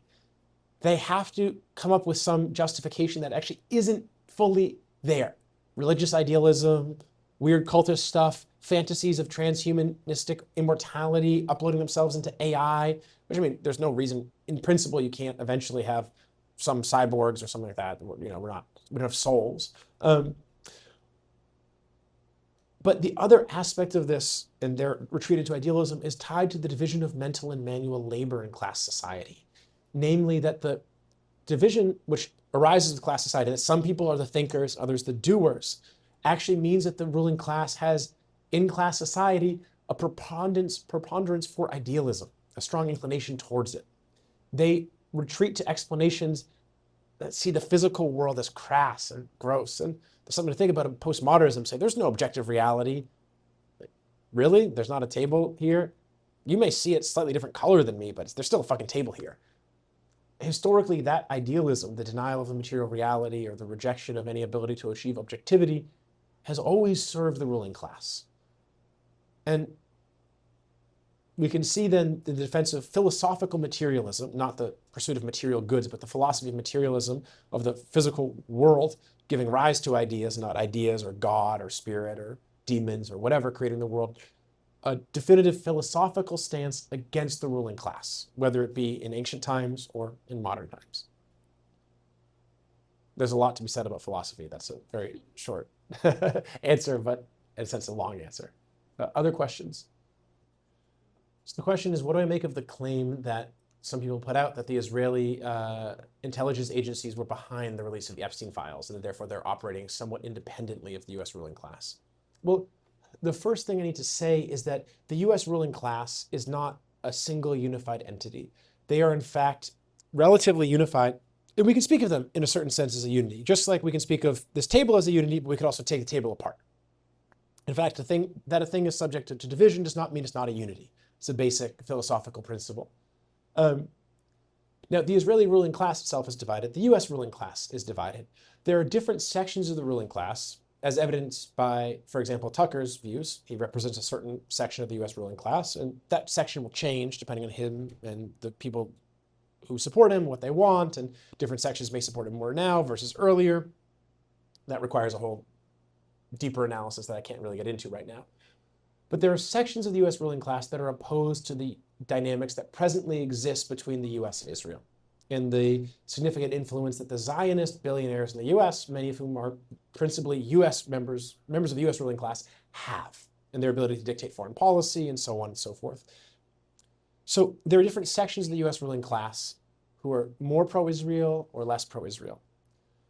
Historically, empires, it's not uncommon for them to set up powerful military enclaves, semi-statelets. The Russian Empire did this in the Balkans, actually. The British Empire did this in certain ways with its colonies and companies and so on.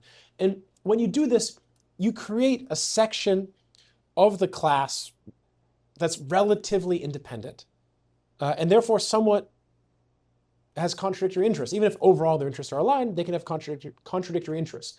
Just like, for example, even within the US government, the CIA and NSA often clash, or sections of the CIA clash, or big businesses clash very intensely. So I'm not convinced that the Israeli intelligence services were behind the leaks and disclosures of the Epstein's files. There's arguments to be made that some sections of them wanted that, in particular because it seems that, based on some of the disclosures, that Trump may have had sex with Ivanka on tape, that that's there to be potentially released. And to be clear, he raped her, if that's the case. And that this is a threat to him and a threat to everyone else in the Epstein files. We're slow rolling this stuff. We can make your life a lot more hell if we wanted to. And the people who know they're in there but haven't been released yet, that may be the case. Even if that wasn't the case and it was just the government folding to some public pressure and the Trump administration trying to maintain some legitimacy, clearly that's an implicit message to anyone who was redacted or partially redacted their involvement. The reality is, though, this administration is such a mess. I mean, they went to war with Iran, knowing Iran has, by their own estimates, 80,000 drones, tens of thousands of missiles, and the US makes like a few dozen interceptors a year and doesn't have the stockpiles. And they started the war anyways. So this administration is such a mess.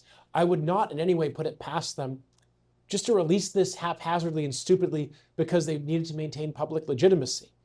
And they did. I mean, they got in there. Kash Patel said, I'm going to abolish the FBI day one and make it a museum of the deep state. He didn't. Dan Bongino ran it the whole campaign. Dan Bongino was talking on his podcast about the Epstein files. Do not forget about this. Half the people in there in the administration were going gung-ho, and the Trump campaign this time around got their legitimacy for calling for full disclosure. They said this is a Democrat thing. Bill Gates, and George Soros and the Democrats are in there, and we're going to expose it, and Clinton. And then they were like, oh shit. So I think they felt the public pressure and released it. That's my own view. Now, if Mossad was involved to some degree, that wouldn't surprise me. I just don't think it's the most likely. But the real hesitancy I have with those sorts of views is it basically assumes the omnipotence and omniscience of the government, that they're all powerful and all knowing, or the Mossad, and they're just not. I mean, look at Mossad. They said Hezbollah was done. Hezbollah is running 45 plus combat operations a day, kicking the IDF's asses. The first day, suddenly they thought Hezbollah was done, that the IDF was going to move in to Lebanon. And the first day they tried to do it, 5 Israeli tanks got blown up. Now they're doing a full-on ground offensive.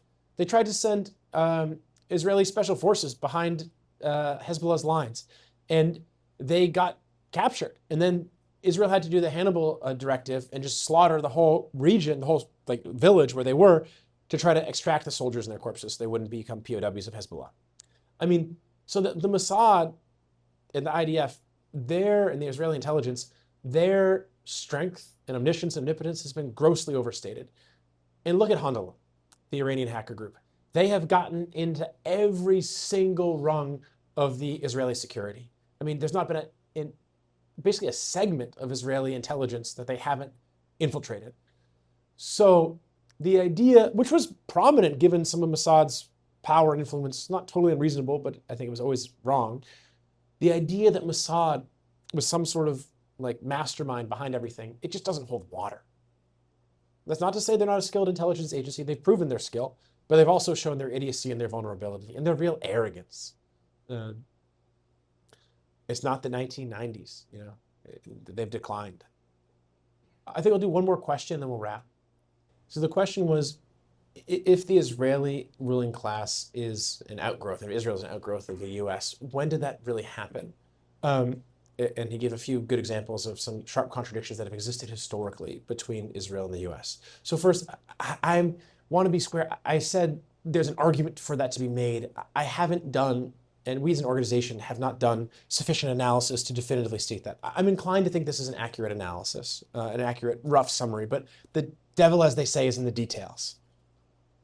Now, even having it be somewhat of an outgrowth does not inherently prohibit the Israeli ruling class, or it being somewhat of a relatively independent section of the US ruling class, from going against the dominant interest of the class.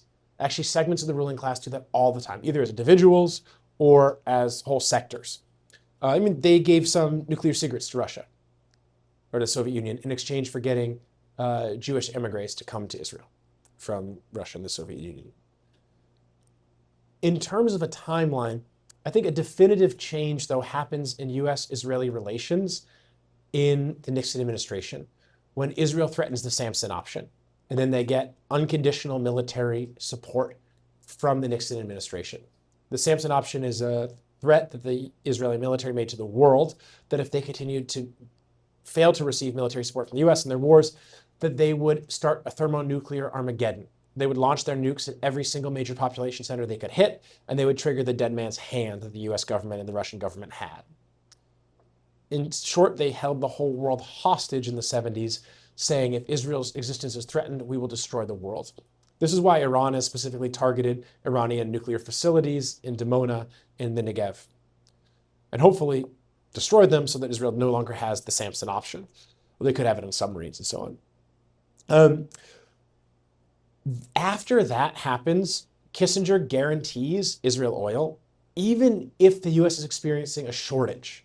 Kissinger promises that Israel will be supplied with oil and never have a shortage from the US. So a lot of changes take place in the 70s after that period. But the answer, frankly, is that I haven't studied it concretely. I'm giving you a few details, but barring a more concrete analysis, these are basically some anecdotes that I think show some of the change. And in some areas I would like to investigate further. I don't want to speak on a topic that I'm not sufficiently familiar with and provide some, basically, what would be guesswork. But if people want to investigate further, that's where I would start, is what happened in the 70s with the Samson option. Cy Hirsch has a big book on it. That's a good read. I've read some of it, but not all of it. And then to go from there. That book also deals a lot with Robert Maxwell. All right, thank you everyone for coming. We'll wrap now.